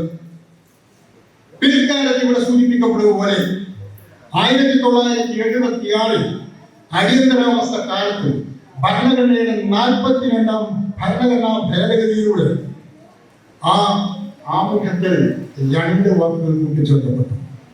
ഒന്ന് സോഷ്യലിസ്റ്റ്, രണ്ടാമത് സെക്യുലർ. അങ്ങനെ ഇപ്പോൾ നമ്മുടെ ഭരണഘടനയുടെ ആമുഖത്തിലുള്ളത് ഇന്ത്യ ഈസ്, എന്താണ് India? It's A sovereign socialist secular democratic republic. ഈ 2 വാക്കുകൾ എടുത്തു കളയണം എന്ന് ആവശ്യപ്പെടുന്ന ബില്ലുകൾ കീശയിലിട്ട് നടക്കുന്ന രാഷ്ട്രീയ നേതാക്കന്മാർ ഇപ്പോൾ ഇന്ത്യയിലുണ്ട്. ബില്ലുകൾ ഈ സ്വകാര്യ ബില്ലുകളായിട്ട് പാർലമെന്റിൽ അവതരിപ്പിക്കപ്പെടുകയും ചെയ്തിട്ടുണ്ട്. സുബ്രഹ്മണ്യൻ സ്വാമിയെ പോലെ BJP നേതാക്കന്മാരുടെ കൂട്ടത്തിൽ സെക്യുലർ എന്ന വാക്ക്, സോഷ്യലിസ്റ്റ് എന്ന വാക്ക് എടുത്തു കളയണം എന്ന് പറഞ്ഞുകൊണ്ട് സുപ്രീം കോടതിയെ കേസെത്തി. സുപ്രീം കോടതി വിധിയുണ്ടായി 2024 നവംബർ 25 സുപ്രീം കോടതി എന്താ പറഞ്ഞത്? 2 മാസം മുമ്പ്, 2-3 മാസം മുമ്പ് 2024 ജനുവരി 25 സുപ്രീം കോടതി പറഞ്ഞു ഈ 2 വാക്കും എടുത്തു കളയേണ്ട കാര്യമില്ല. കാരണം സോഷ്യലിസ്റ്റ് എന്ന പദം കൊണ്ട് ഉദ്ദേശിക്കുന്നത് ഈ ഹർജിക്കാർ പറഞ്ഞതുപോലെ സമ്പദ്ക്രമത്തെ അല്ല, നേരെ മറിച്ച് സമത്വം ഉണ്ടാകുന്ന, സമത്വം നിലനിൽക്കുന്ന, അവസര തുല്യത നിലനിൽക്കുന്ന ഒരു സംവിധാനത്തെയാണ്. അതുകൊണ്ട് ആ വാക്ക് നീക്കം ചെയ്യേണ്ടതില്ല. അതുകൊണ്ട് സെക്യുലർ എന്ന വാക്ക് നീക്കം ചെയ്യേണ്ടതില്ല. കാരണം സെക്യുലർ എന്നത് ഭരണഘടനയുടെ ആമുഖത്തിൽ 1950 എഴുതി ചേർത്തിട്ടില്ലെങ്കിലും സത്തയിൽ ഇന്ത്യൻ ഭരണഘടന മതേതരമായിരുന്നു. ഇന്ത്യൻ ഭരണഘടന മുന്നോട്ട് വെച്ച ആശയങ്ങൾ മതേതരത്വമായ ആശയങ്ങളാണ് എന്നാണ് സുപ്രീം കോടതി. അപ്പോൾ നാം മതേതരമായിട്ടാണ് നിലനിന്ന് പോയിട്ടുള്ളത്. ഇപ്പോൾ ഏതാണ്ട് 77 വർഷം നാം പിന്നിട്ടിരിക്കുന്നു. തീർച്ചയായും ഇന്ത്യൻ മതേതരത്വം രൂക്ഷമായ ഭീഷണികൾ നേരിടുന്നുണ്ട്. എവിടെ നിന്നാണ് ഭീഷണികൾ? അതാണ് നാം നോക്കേണ്ടത്. കാരണം നമ്മുടെ ഈ ചർച്ച നടക്കുന്നത് ഇന്ത്യയുടെ ഭാഗമായ, കേരളത്തിന്റെ ഭാഗമായ ഈ തിരൂരിലെ ഇന്ത്യൻ എഴുത്തച്ഛൻ മലയാളം സർവകലാശാല ആയതുകൊണ്ട് ഇന്ത്യൻ പശ്ചാത്തലത്തിൽ നിന്നുകൊണ്ട് നാം ഇതിനെക്കുറിച്ച് ചിന്തിക്കണം. എന്താണ് നമ്മുടെ മതേതരത്വം? ലോകത്താകമാനുള്ള മതേതരത്വം അല്ല, ഇന്ത്യയിൽ നിലവിലുള്ള മതേതരത്വം നേരിടുന്ന ഭീഷണി ഞാനതിനെ 3 കാണും. ഒന്ന്, നമ്മുടെ ഭരണഘടന മറ്റെല്ലാ മതേതര രാഷ്ട്രങ്ങളിലെയും ഭരണഘടന പോലെ മതസ്വാതന്ത്ര്യം പൗരന്മാർക്ക് ഉറപ്പുവരുന്നുണ്ട്. Freedom of conscience and freedom of religion, അത് നമ്മുടെ ഭരണഘടനയുടെ മൗലിക അവകാശങ്ങളിൽ പെടുന്ന കാര്യമാണ് മതസ്വാതന്ത്ര്യം എന്നത്. പക്ഷേ നമ്മുടെ ഭരണഘടന അനുവദിക്കുന്ന മതസ്വാതന്ത്ര്യം നിരുപാധികമല്ല, തികച്ചും സ്വാഭാവികമാണ്. ഉപാധികൾക്ക് വിധേയമായി മാത്രമാണ് നമ്മുടെ ഭരണഘടന മതസ്വാതന്ത്ര്യം അനുവദിക്കുന്നത്. ആ സ്വാതന്ത്ര്യം അനുസരിച്ച് ഇന്ത്യയിലെ പൗരന്മാർക്ക് ഏത് മതത്തിൽ വിശ്വസിക്കാനും ഏത് മതം ആചരിക്കാനും സ്വാതന്ത്ര്യമുള്ളതുപോലെ തന്നെ ഇന്ത്യയിലെ ജനങ്ങൾക്ക് ഒരു മതത്തിലും വിശ്വസിക്കാതിരിക്കാനും മതങ്ങളെ വിമർശിക്കാനുമുള്ള സ്വാതന്ത്ര്യവുമുണ്ട്. അത് നമ്മൾ മനസ്സിലാക്കണം. സാധാരണ മതസ്വാതന്ത്ര്യം ഉണ്ടെന്ന് എല്ലാവരും പറയാം. ഏത് മതത്തിലും വിശ്വസിക്കാം, ഏത് മതവും നമുക്ക് അനുഷ്ഠിക്കാം, ഏത് മതവും പ്രചരിപ്പിക്കാം. അത് മാത്രമല്ല ഇന്ത്യൻ ഭരണഘടന മതസ്വാതന്ത്ര്യം. മതങ്ങളിൽ വിശ്വസിക്കാതിരിക്കാനുള്ള, മതങ്ങളെ വിമർശിക്കാനുള്ള സ്വാതന്ത്ര്യവും കൂടി പൗരന്മാർക്ക് ഉറപ്പു നൽകുന്നതാണ് നമ്മുടെ ഭരണഘടന. അതിന് പ്രധാനമായിട്ട് 3 ഉപാധികളാണ് ഭരണഘടനയിൽ പറഞ്ഞിട്ടുള്ളത്. ഒന്ന്, പബ്ലിക് ഓർഡർ, പൊതു സമാധാനം. 2, മൊറാലിറ്റി, ധാർമ്മികത. 3, ഹെൽത്ത്, പബ്ലിക് ഹെൽത്ത്, ആരോഗ്യം, പൊതുജനങ്ങളുടെ ആരോഗ്യം. അതിനു പുറമെ ഭരണഘടനയുടെ മൗലികാവകാശ പട്ടികയിൽ പറഞ്ഞ എല്ലാ വകുപ്പുകൾക്കും വിധേയമായിട്ട് മാത്രമാണ് നമ്മുടെ ഭരണഘടന മതസ്വാതന്ത്ര്യം നൽകിയിട്ടുള്ളത്. എന്റെ വിമർശനം ഇതാണ്. നമ്മുടെ മതേതരത്വം നേരിടുന്ന പ്രധാനപ്പെട്ട ഒരു വെല്ലുവിളിയായിട്ട് ഞാൻ പറയുന്ന ഒന്ന്, ഈ നിബന്ധനകളുടെ കൂട്ടത്തിൽ മറ്റൊരു നിബന്ധന കൂടി ആവശ്യമായിരുന്നില്ലേ? മതം 2 തരമുണ്ട്. ഒന്ന് non political religion, 2 political religion. ഒന്ന് രാഷ്ട്രീയ രഹിത മതം, നോൺ പൊളിറ്റിക്കൽ റിലീജിയൻ. 2, രാഷ്ട്രീയ സഹിത മതം, പൊളിറ്റിക്കൽ റിലീജിയൻ. ഏത് മതേതര രാഷ്ട്രത്തിനും രാഷ്ട്രീയ രഹിത മതത്തിന് സ്വാതന്ത്ര്യം നൽകാം, നമ്മുടെ ഭരണഘടനയിലുള്ള സ്വാതന്ത്ര്യം നൽകാം. എന്നാൽ ഒരു മതേതര രാഷ്ട്രത്തിനും രാഷ്ട്രീയ സഹിത മതത്തിന് സ്വാതന്ത്ര്യം നൽകാൻ പറ്റില്ല. പക്ഷെ അത്തരം ഒരു നിബന്ധന നമ്മൾ ഭരണഘടനയിലില്ല. ഏതാണ് ഈ രാഷ്ട്രീയ സഹിത മതം? ഇന്ത്യയിൽ രാഷ്ട്രീയ സഹിത മതം എന്ന് വിശേഷിപ്പിക്കാവുന്ന 2 പ്രധാനപ്പെട്ട മതങ്ങളുണ്ട്. ഒന്ന് political Hinduism, 2 political Islam. Political ഹിന്ദുയിസത്തെ പ്രതിനിധാനം ചെയ്യുന്ന സംഘടനകളുണ്ട്, പേര് ഞാൻ പറയേണ്ട, നിങ്ങൾക്കറിയാം. പൊളിറ്റിക്കൽ ഇസ്ലാമിനെ പ്രതിനിധാനം ചെയ്യുന്ന സംഘടനകളുണ്ടെങ്കിൽ ഞാൻ പേര് പറയേണ്ട കാര്യമില്ല, നിങ്ങൾക്കറിയാം. ചോദ്യം, ഒരു സെക്യുലർ രാഷ്ട്രത്തിൽ പൊളിറ്റിക്കൽ ഹിന്ദുയിസത്തിനും പൊളിറ്റിക്കൽ ഇസ്ലാമിനും പൊളിറ്റിക്കൽ സിഖിസത്തിനും പൊളിറ്റിക്കൽ ക്രിസ്ത്യാനിറ്റിയും ഉണ്ടെങ്കിൽ അതിനും സ്വാതന്ത്ര്യം സ്വാതന്ത്ര്യം നൽകിയ എന്താ സംഭവിക്കുക? പൊളിറ്റിക്കൽ ഹിന്ദുയിസത്തിന്റെ വക്താക്കളാണ് ഹിന്ദു രാഷ്ട്രം എന്ന ആശയം മുന്നോട്ട് വെക്കുന്നത്. പൊളിറ്റിക്കൽ ഇസ്ലാമിന്റെ വക്താക്കളാണ് ഇസ്ലാമിക രാഷ്ട്രം എന്ന ആശയം മുന്നോട്ട് വെക്കുന്നത്. ഹിന്ദു രാഷ്ട്രം എന്നത് ജനാധിപത്യ വിരുദ്ധമാണ്, മതേതരത്വ വിരുദ്ധമാണ്. തികച്ചും അതുപോലെ ഇസ്ലാമിക രാഷ്ട്രം എന്ന് പറയുന്നതും ജനാധിപത്യ വിരുദ്ധവും മതേതരത്വ വിരുദ്ധവുമാണ്. അതുകൊണ്ട് അത്തരം മതങ്ങൾക്ക് സ്വാതന്ത്ര്യം നൽകാൻ പാടില്ല. വാസ്തവത്തിൽ സെക്യുലർ രാഷ്ട്രം ഇന്ത്യയിൽ അതിന് സ്വാതന്ത്ര്യമുണ്ട്. അത് നമ്മുടെ മതേതരത്വത്തിന്റെ ഒരു ഭീഷണിയാണ്. രണ്ടാമത്തെ കാര്യം, മതേതരത്വത്തിന് വേണ്ടി ഏറ്റവും ശക്തമായും ഏറ്റവും ധീരമായും മുന്നിട്ടിറങ്ങേണ്ടതും പോരാടേണ്ടതും ആരാണ്? ഏത് പാർട്ടികളാണ്? സെക്യുലറിസത്തിന് വേണ്ടി, പ്ലൂരലിസത്തിന് വേണ്ടി, ജനാധിപത്യത്തിന് വേണ്ടി അരയും തലയും മുറുക്കി രംഗത്തിറങ്ങേണ്ടവർ നാട്ടിൽ പ്രവർത്തിക്കുന്ന സെക്യുലർ പാർട്ടികളാണ്. ഇന്ത്യയിലെ സെക്യുലർ പാർട്ടികൾ അങ്ങനെ ചെയ്യുന്നുണ്ടോ? ഇന്ത്യയിലെ മതേതര ജനാധിപത്യം, മതേതര ബഹുസ്വര ജനാധിപത്യം ഉടവില്ലാതെ ചതവില്ലാതെ മുന്നോട്ട് പോകുവാൻ വേണ്ടി അവര് അരയും തലയും മുറുക്കി പ്രവർത്തിച്ച കാലമുണ്ടോ? കാലമുണ്ടെന്ന് പറയാം, ഒരു ചെറിയ അളവിൽ. ആ കാലത്തെയാണ് നമ്മൾ നെഹ്റുവിയൻ കാലഘട്ടം എന്ന് വിളിക്കുന്നത്. സ്വതന്ത്ര ഇന്ത്യയുടെ രാഷ്ട്രീയ ചരിത്രത്തെ നമുക്ക് നെഹ്റുവിയൻ കാലം എന്നും നെഹ്റു അനന്തര കാലം എന്നും വിഭജിക്കാം. Nehruvian period, post Nehruvian period. ഈ നെഹ്റുവിയൻ പീരീഡ് എന്ന് പറയുന്നത് 1947 തൊട്ട് 1964 മെയ് 27 പ്രധാനമന്ത്രി നെഹ്റു അന്തരിച്ചത് വരെയുള്ള കാലയളവാണ്. അവിടെ അങ്ങോട്ടും ഒരു 5-8 വർഷം നമുക്ക് ആ നെഹ്റുവിയൻ കാലഘട്ടത്തിൽ ഉൾപ്പെടുത്താവുന്നത്. ആ കാലഘട്ടത്തിലാണ് ഇന്ത്യയിൽ സെക്യുലർ പാർട്ടി, ഏറ്റവും പ്രധാനപ്പെട്ട സെക്യുലർ പാർട്ടി കോൺഗ്രസ് ആയിരുന്നു. ഇപ്പോഴും കോൺഗ്രസ് തന്നെയാണ് ഇന്ത്യയിലെ ഏറ്റവും വലിയ സെക്യുലർ പാർട്ടി. അന്ന് നല്ല ഭൂരിപക്ഷമുള്ള പാർട്ടിയായിരുന്നു ഇന്ത്യൻ നാഷണൽ കോൺഗ്രസ് നെഹ്റുവിന്റെ കാലത്ത്.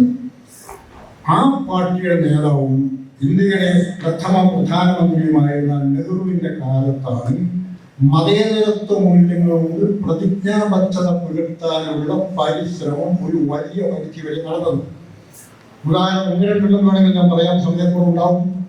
ഉദാഹരണങ്ങൾ ഞാൻ പറയാം. 1949 ഡിസംബർ 21 അർദ്ധരാത്രിയിൽ പൂട്ടിക്കിടന്ന ബാബറി മസ്ജിദിൽ, രാമക്ഷേത്രം എന്നും അവിഭാഗം വിളിക്കുന്ന ദേവാലയത്തിൽ രാമവിഗ്രഹം പ്രത്യക്ഷപ്പെട്ടു. 1949 ഡിസംബർ 21 അർദ്ധരാത്രിയിൽ. അത് സ്വയം ഭൂവാണെന്ന് അത് കൊണ്ടുവച്ചവർ വാദിച്ചു. അന്നത്തെ പ്രധാനമന്ത്രി നെഹ്റു അന്നത്തെ യുപിയിലെ മുഖ്യമന്ത്രിയായിരുന്ന ഗോവിന്ദ് വല്ലഭ പാന്തിനെ വിളിച്ചു പറഞ്ഞത് ആ വിഗ്രഹം എടുത്തെറിയൂ എന്നാണ്. എന്താണ് കാണിക്കുന്നത്? ജവഹർലാൽ നെഹ്റു എന്ന പ്രധാനമന്ത്രി സെക്യുലർ മൂല്യങ്ങളോട് പ്രതിബദ്ധത പുലർത്തിയ നേതാവും പ്രധാനമന്ത്രിയുമായിരുന്നു എന്ന് വേറെ ഏതെങ്കിലും പ്രധാനമന്ത്രിമാർക്ക് അതിനുള്ള സങ്കൂലം പിന്നീടുണ്ടായിരുന്നു. അതുപോലുള്ള ഒരു ധീര പ്രഖ്യാപനം നടത്താൻ ഉണ്ടായിട്ടില്ല. 1951 സോമനാഥ ക്ഷേത്രത്തിന്റെ പുനരുദ്ധാരണം കഴിഞ്ഞ സോമനാഥ ക്ഷേത്രത്തിന്റെ ഉദ്ഘാടന ചടങ്ങിലേക്ക് ഇന്ത്യൻ രാഷ്ട്രപതിയായ ഡോക്ടർ രാജേന്ദ്ര പ്രസാദ് ക്ഷണിക്കപ്പെട്ടു. രാജേന്ദ്ര പ്രസാദ് സോമനാഥ ക്ഷേത്രത്തിന്റെ ഉദ്ഘാടന ചടങ്ങിന് ക്ഷണിക്കപ്പെട്ടപ്പോൾ അന്നത്തെ പ്രധാനമന്ത്രി നെഹ്റു പറഞ്ഞത്, രാജേന്ദ്ര പ്രസാദ് എന്ന വ്യക്തിക്ക് വേണമെങ്കിൽ ആ ചടങ്ങിൽ പങ്കെടുക്കാം, പക്ഷേ ഇന്ത്യയുടെ പ്രസിഡന്റ്, ഇന്ത്യയുടെ രാഷ്ട്രപതി എന്ന നിലയിൽ ആ ചടങ്ങിൽ പങ്കെടുക്കാൻ പാടില്ല രാജേന്ദ്ര പ്രസാദ്. നെഹ്റു പറഞ്ഞു, രാജേന്ദ്ര പ്രസാദ് പങ്കെടുക്കുന്നത് മറ്റൊരു കാര്യം, പക്ഷെ ഇന്ത്യയിലെ പ്രഥമ പൗരനോട് അങ്ങനെ പറയാനുള്ള ചങ്കൂറ്റം കാണിക്കപ്പെട്ടു. അക്കാലത്ത് നെഹ്റു അത് കാണിച്ചു. ഹിന്ദു കോർട്ടിൽ 1954-56 കാലഘട്ടത്തിൽ പാസ്സാക്കപ്പെട്ടു. ഹിന്ദു കോഡ് ബിൽ എന്ന് പറഞ്ഞാൽ അതുവരെ ഉണ്ടായിരുന്ന ഹിന്ദുക്കൾക്കിടയിലെ വ്യത്യസ്ത വ്യക്തി നിയമങ്ങൾ ക്രോഡീകരിക്കുക, പുരോഗമനാത്മകമാക്കുക, കാലദേശങ്ങൾക്ക് അനുസൃതമാക്കുക എന്ന ലക്ഷ്യത്തോടു കൂടിയായിരുന്നു ഹിന്ദു കോഡ് ബിൽ എന്ന ആശയവുമായിട്ട് അംബേദ്കറും അതുപോലെ പണ്ഡിറ്റ് ജവഹർലാൽ നെഹ്റുവും ഒക്കെ മുന്നോട്ട് വന്നത്. 1947 അംബേദ്കർ അവതരിപ്പിച്ചു ബില്ല്, കരട് ബിൽ. ആരൊക്കെ എതിർത്തത്? ഹിന്ദു മഹാസഭ മാത്രമല്ല എതിർത്തത്, ഹിന്ദു വർഗീയ പ്രസ്ഥാനങ്ങൾ മാത്രമല്ല എതിർത്തത്, കോൺഗ്രസിന്റെ സമന്നത നേതാക്കളായ സർദാർ പട്ടേൽ എതിർത്തു, രാജേന്ദ്ര പ്രസാദ് എതിർത്തു, അതുപോലെ പട്ടാഭി സീതാരാമൻ എതിർത്തു. ഇങ്ങനെ നിരവധി കോൺഗ്രസ് നേതാക്കന്മാർ എതിർത്തു.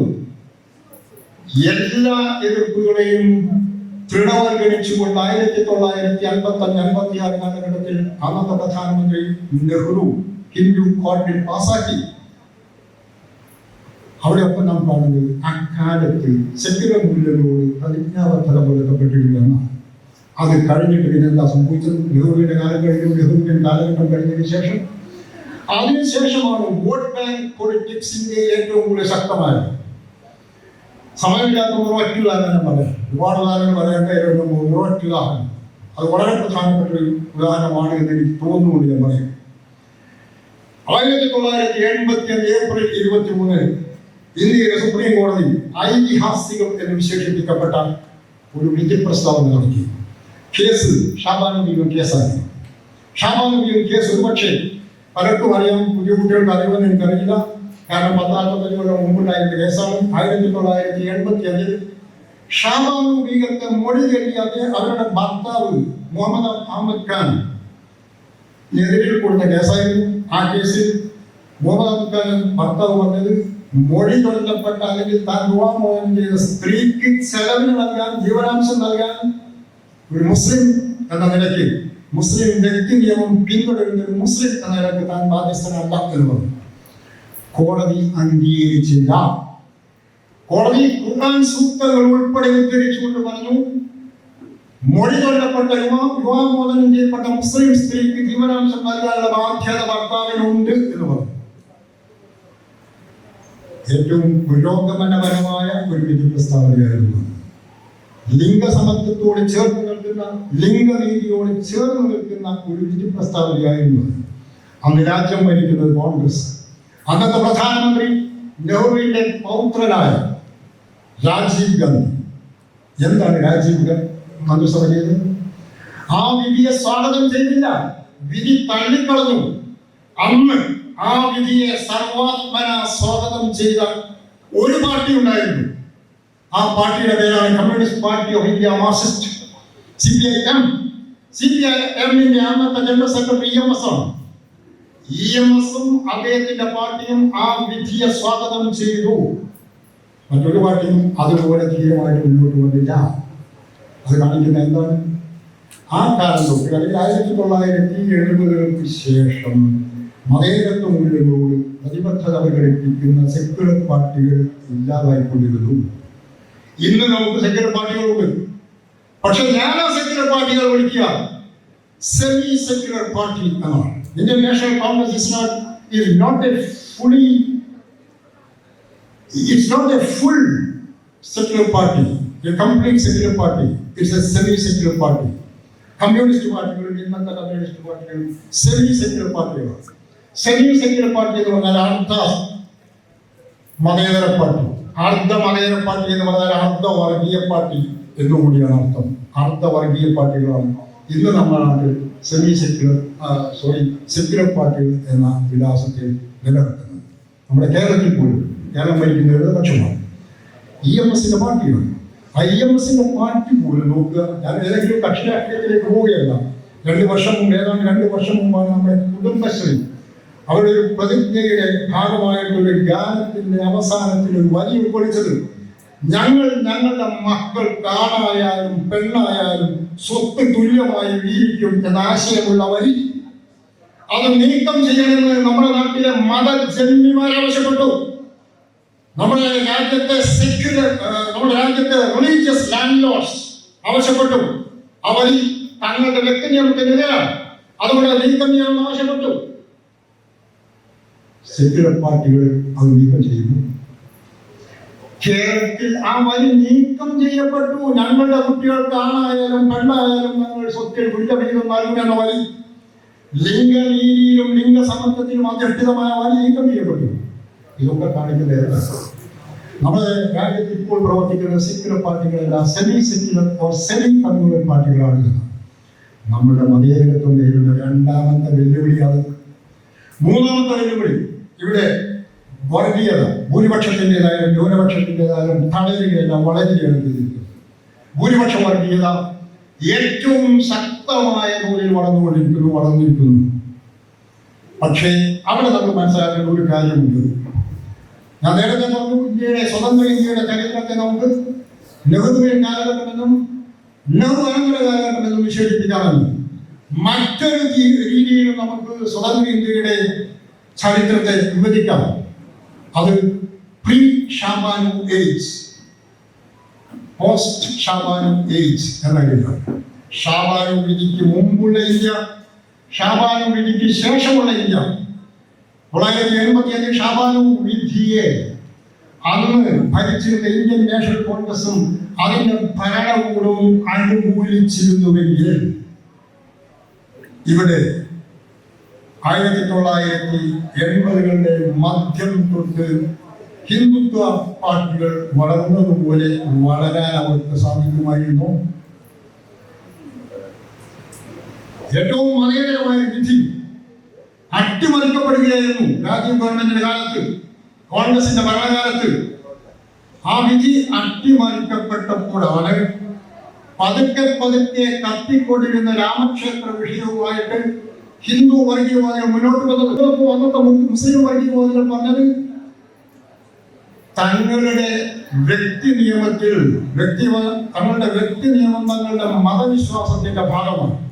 തങ്ങളുടെ മതവിശ്വാസത്തിന്റെ ഭാഗമായ തങ്ങളുടെ പേഴ്സണൽ ലോസിൽ ഇടപെടാൻ രാജ്യത്തെ കോടതികൾക്ക് അവകാശവും അധികാരവും ഇല്ലാതായിരുന്നു. 1985 ജൂൺ 14 ശരീരത്തെ സംരക്ഷണ ദിനമായി ആചരിക്കപ്പെട്ടു. ഇന്ത്യയിലുള്ള എല്ലാ മുസ്ലിം വർഗീയ പാർട്ടികളും എല്ലാ മുസ്ലിം മതസംഘടനകളും ശരീരത്തെ സംരക്ഷണ ദിനം ആചരിച്ചു 1985 ജൂൺ 14. അത് കഴിഞ്ഞ് രാമക്ഷേത്ര വിഷയവുമായിട്ട് മുന്നോട്ട് വന്ന ഹിന്ദു വർഗീയവാദികൾ പറഞ്ഞ കാര്യമല്ല, ഹിന്ദു വർഗീയവാദികൾ പറഞ്ഞു രാമക്ഷേത്രം എന്നത് തങ്ങളുടെ മതവുമായി ബന്ധപ്പെട്ട വിഷയമാണ്. ബാബരി മസ്ജിദ് എന്ന് മുസ്ലിങ്ങൾ പറയുന്ന തങ്ങൾ രാമക്ഷേത്രം എന്ന് പറയുന്ന ആ സ്ഥലത്താണ് ശ്രീരാമൻ ജനിച്ചത് എന്നത് തങ്ങളുടെ മതവിശ്വാസത്തിന്റെ വിഷയമാണ്. തങ്ങളുടെ മതവിശ്വാസത്തിൽ ഇടപെടാൻ രാജ്യത്തെ കോടതികൾക്ക് അവകാശമില്ല എന്നാണ് ഹിന്ദുത്വ വർഗീയവാദികൾ 1980 മധ്യം തൊട്ട് പറഞ്ഞത്. 1984 നവംബറിൽ ശ്രീമതി ഇന്ദിരാഗാന്ധി കൊല്ലപ്പെട്ടതിന് ശേഷം നടന്ന പാർലമെന്റ് തെരഞ്ഞെടുപ്പിൽ BJPക്ക് ലഭിച്ചത് വെറും 2 സീറ്റുകളായിരുന്നു. പിന്നീട് 82ലേക്കും പിന്നീട് 100ലേക്കും അതിനപ്പുറത്തേക്കും 2014 സ്വന്തമായിട്ട് തന്നെ BJPക്ക് ഭൂരിപക്ഷം കിട്ടാവുന്ന അവസ്ഥയിലേക്ക് വളർന്നു. കാരണം എന്താ?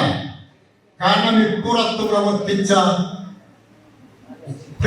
സെക്യുലർ പാർട്ടികൾ ചില വർഗീയ പാർട്ടികളോടും ചില വിഭാഗങ്ങളോടും കാട്ടിയ പ്രീണനം മുതലെടുത്തുകൊണ്ടാണ് ഈ പറയുന്ന പാർട്ടികൾ ഈ പറയുന്ന അവസ്ഥയിലേക്ക് BJP വളരുകയും 2019 2014 കേവല ഭൂരിപക്ഷം കിട്ടുകയും 2024 തൽക്കാലം കേവല ഭൂരിപക്ഷം കിട്ടാതിരിക്കുന്ന അവസ്ഥയിലേക്ക്.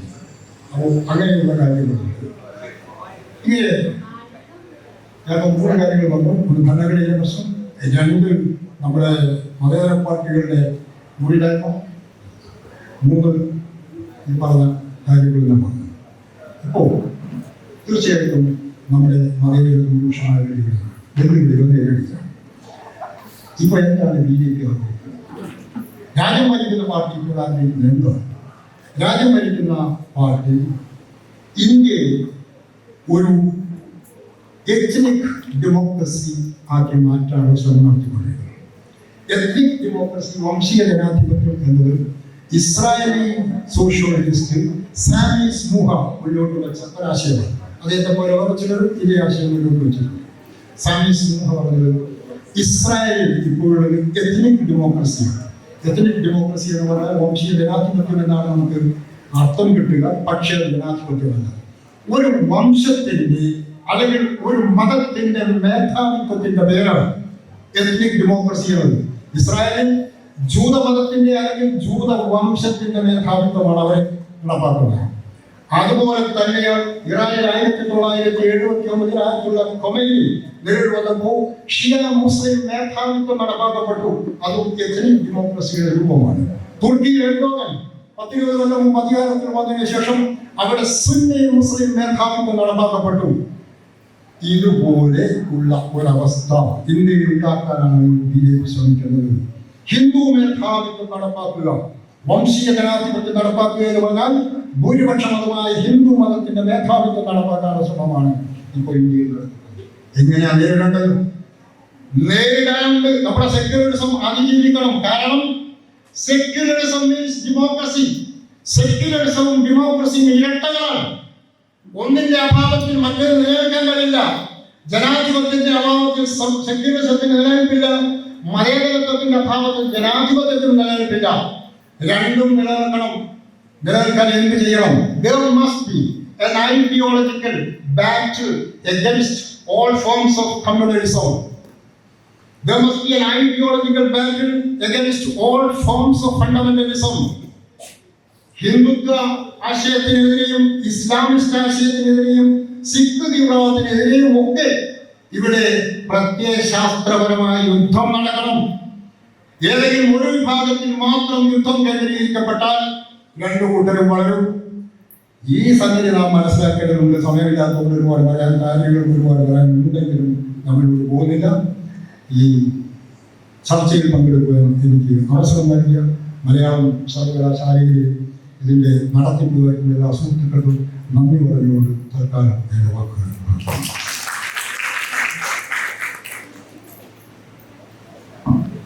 അടുത്തതായി സ്വന്തം കാഴ്ചപ്പാടുകൾ പങ്കുവയ്ക്കാൻ പ്രിയപ്പെട്ട ഗോപികൃഷ്ണൻ ക്ഷണിക്കുന്നു.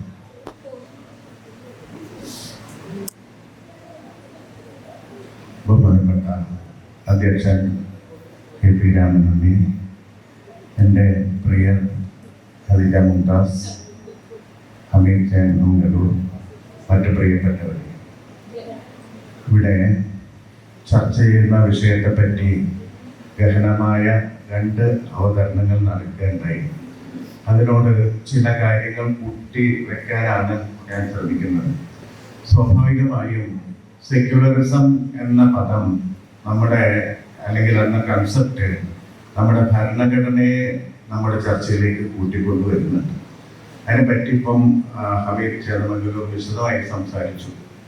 അതായത് ഇപ്പോൾ ഉയരുന്ന ഒരു പ്രധാനപ്പെട്ട ആരോപണം സെക്യുലറിസം എന്ന് പറയുന്ന പദം അല്ലെങ്കിൽ ആ ഒരു സങ്കല്പനം ഭരണഘടനയുടെ തുടക്കത്തിൽ 1950 ജനുവരി 26 ഇന്ത്യ റിപ്പബ്ലിക് ആയപ്പോൾ നിലവിൽ വന്ന ഭരണഘടനയിൽ ആ സങ്കല്പനം ആ പരികല്പന ഉണ്ടായിരുന്നില്ല. അത് പിന്നീട് അടിയന്തരാവസ്ഥ കാലത്താണ് കൂട്ടിച്ചേർത്തത്, അമെൻമെന്റായി വന്നതാണ്.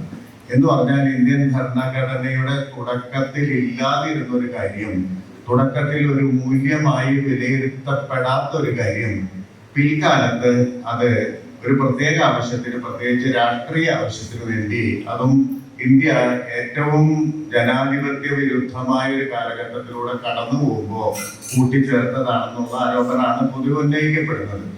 ഇത് സാങ്കേതികമായി തന്നെ കോടതി അതല്ലാതെ വിലയിരുത്തിയിട്ടുണ്ട്. എന്ന് പറഞ്ഞാൽ അതിനെ ടെക്നിക്കലായി ആരോപിക്കുന്ന ഒരു ആരോപണത്തിന് ടെക്നിക്കലായിട്ടുള്ള ഒരു മറുപടി നമ്മുടെ പക്കലുണ്ട്. അത് അദ്ദേഹം സൂചിപ്പിക്കുകയുണ്ടായി.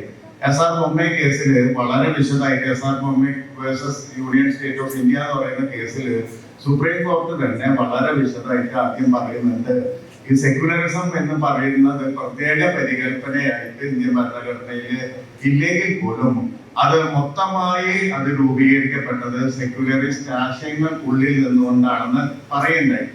എന്ന് പറഞ്ഞാൽ സാധാരണ ഇപ്പൊ നമ്മളുടെ സംവാദങ്ങളൊക്കെ തന്നെ ഇത്തരം എവിഡൻസസ്, സാങ്കേതികത ഇതിലൊക്കെ മുൻനിർത്തിയാണ് എന്നതാണ് ഒരു പ്രധാനപ്പെട്ട തകരാറെന്ന് പറയുന്നത്.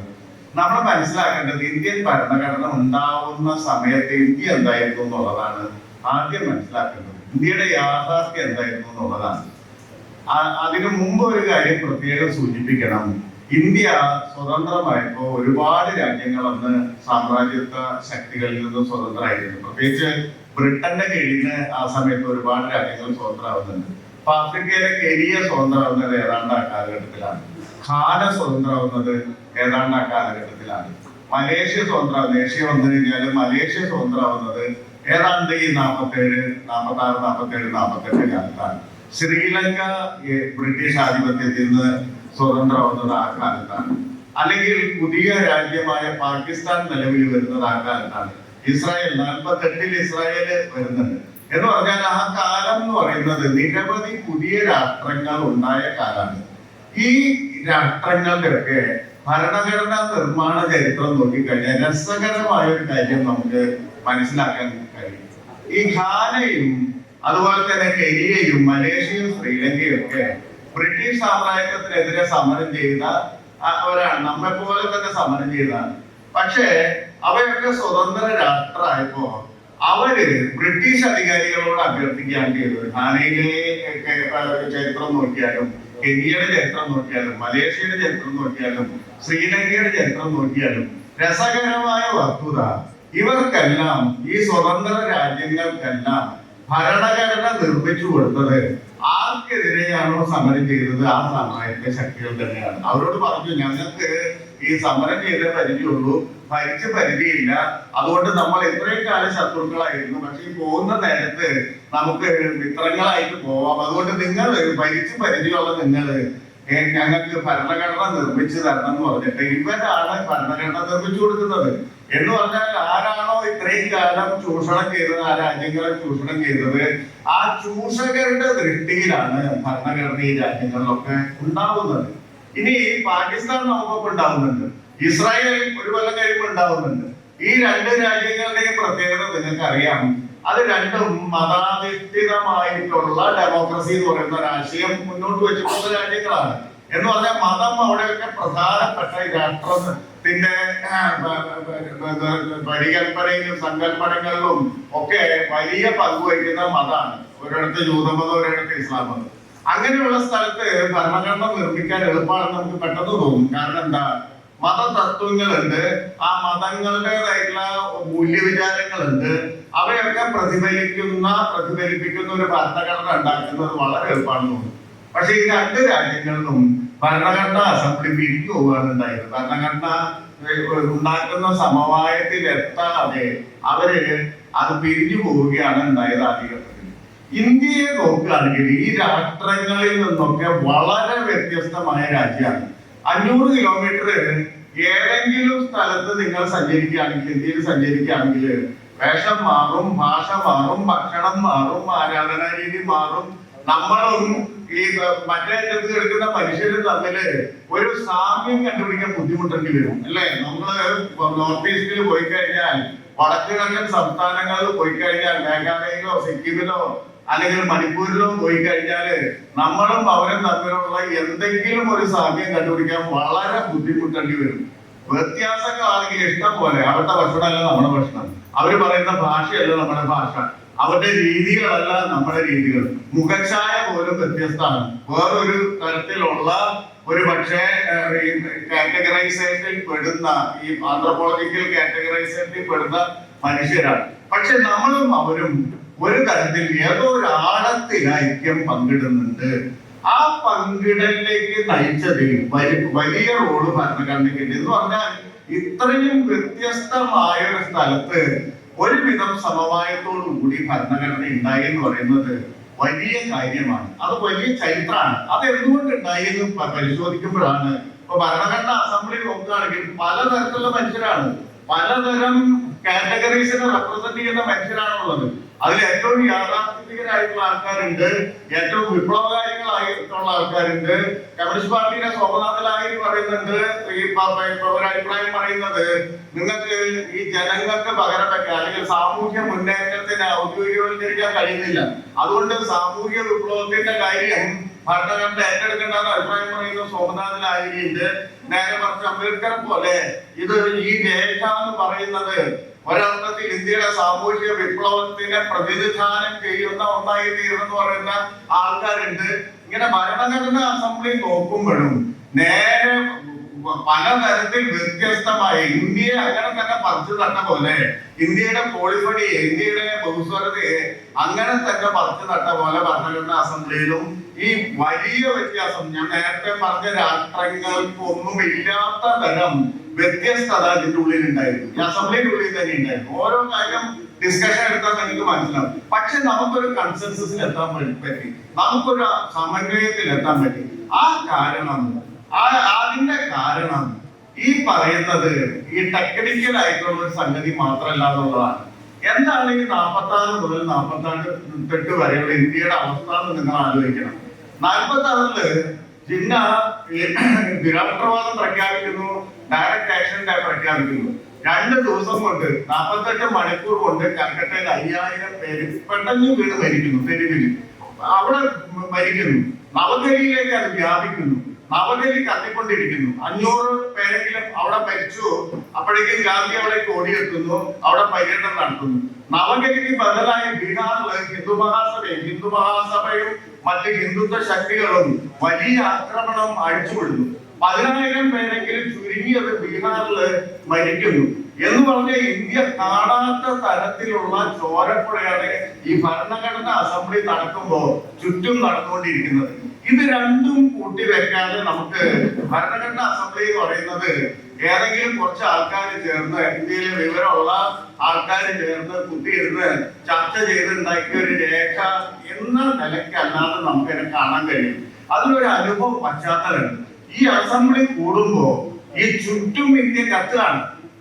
വിഭജനം സംഭവിച്ചു എന്ന് പറഞ്ഞാൽ നമുക്കറിയാം, വയലൻസിന് ഒരു വലിയ ഹിസ്റ്ററി ലോകത്തുണ്ട്. ഈ അക്രമത്തിന്, ഹിംസയ്ക്ക് ഒരു വലിയ ചരിത്രമുണ്ട്, സമാധാനത്തിനും ഒരു വലിയ ചരിത്രമുണ്ട്. ഈ രണ്ട് ചരിത്രത്തിൽ ഏത് തെരഞ്ഞെടുക്കണം എന്നുള്ളതാണ് അന്നും ഇന്നും നമ്മുടെ മാനുഷികമായിട്ടുള്ള പ്രശ്നം എന്ന് പറയുന്നത്. നിങ്ങൾക്ക് വയലൻസിന്റെ വഴി തെരഞ്ഞെടുക്കണോ, വയലൻസിന്റെ ചരിത്രം തെരഞ്ഞെടുക്കണോ, നിങ്ങൾക്ക് സമാധാനത്തിന്റെ ചരിത്രം തെരഞ്ഞെടുക്കണോ? ഇതാണ് അടിസ്ഥാനപരമായിട്ടുള്ള ചോദ്യം. അങ്ങനെ നോക്കുമ്പോൾ ഇന്ത്യയിലെ വയലൻസിന്റെ ചരിത്രം, ഇന്ത്യയിലെ ഈ ഹിംസയുടെ ചരിത്രം അതിന്റെ പാരമ്യത്തിൽ എത്തിയത് ഈ പറയുന്ന വിഭജന കാലത്താണ്. 10, 12 മുതൽ 20 ദശലക്ഷം വരെയുള്ള ആളുകൾ അങ്ങോട്ടും ഇങ്ങോട്ടും പോയിക്കൊണ്ടിരിക്കുകയാണ്. കട പുഴക്കി എറിയാണ്. ഇന്നലെ വരെ താമസിച്ചിരുന്ന സ്ഥലത്ത് നിന്ന് ഇന്നു മുതൽ നിങ്ങൾക്ക് ഇവിടെ പൗരത്വമില്ല, അല്ലെങ്കിൽ നിങ്ങളുടെ ജീവിതം ഇവിടെ അപകടത്തിലാണ്, നിങ്ങൾ ഇവിടെ പെട്ടു പോകുമെന്ന് പറയാൻ പോവാൻ നിർബന്ധിതരാകുകയാണ്. നമ്മളെ ഒന്നും ചോയ്സ് അല്ല.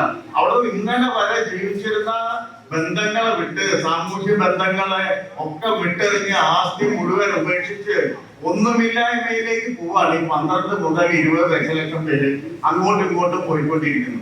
2 ലക്ഷം മുതൽ 20 ലക്ഷം വരെയുള്ള മനുഷ്യര് കൊല്ലപ്പെടുന്നു.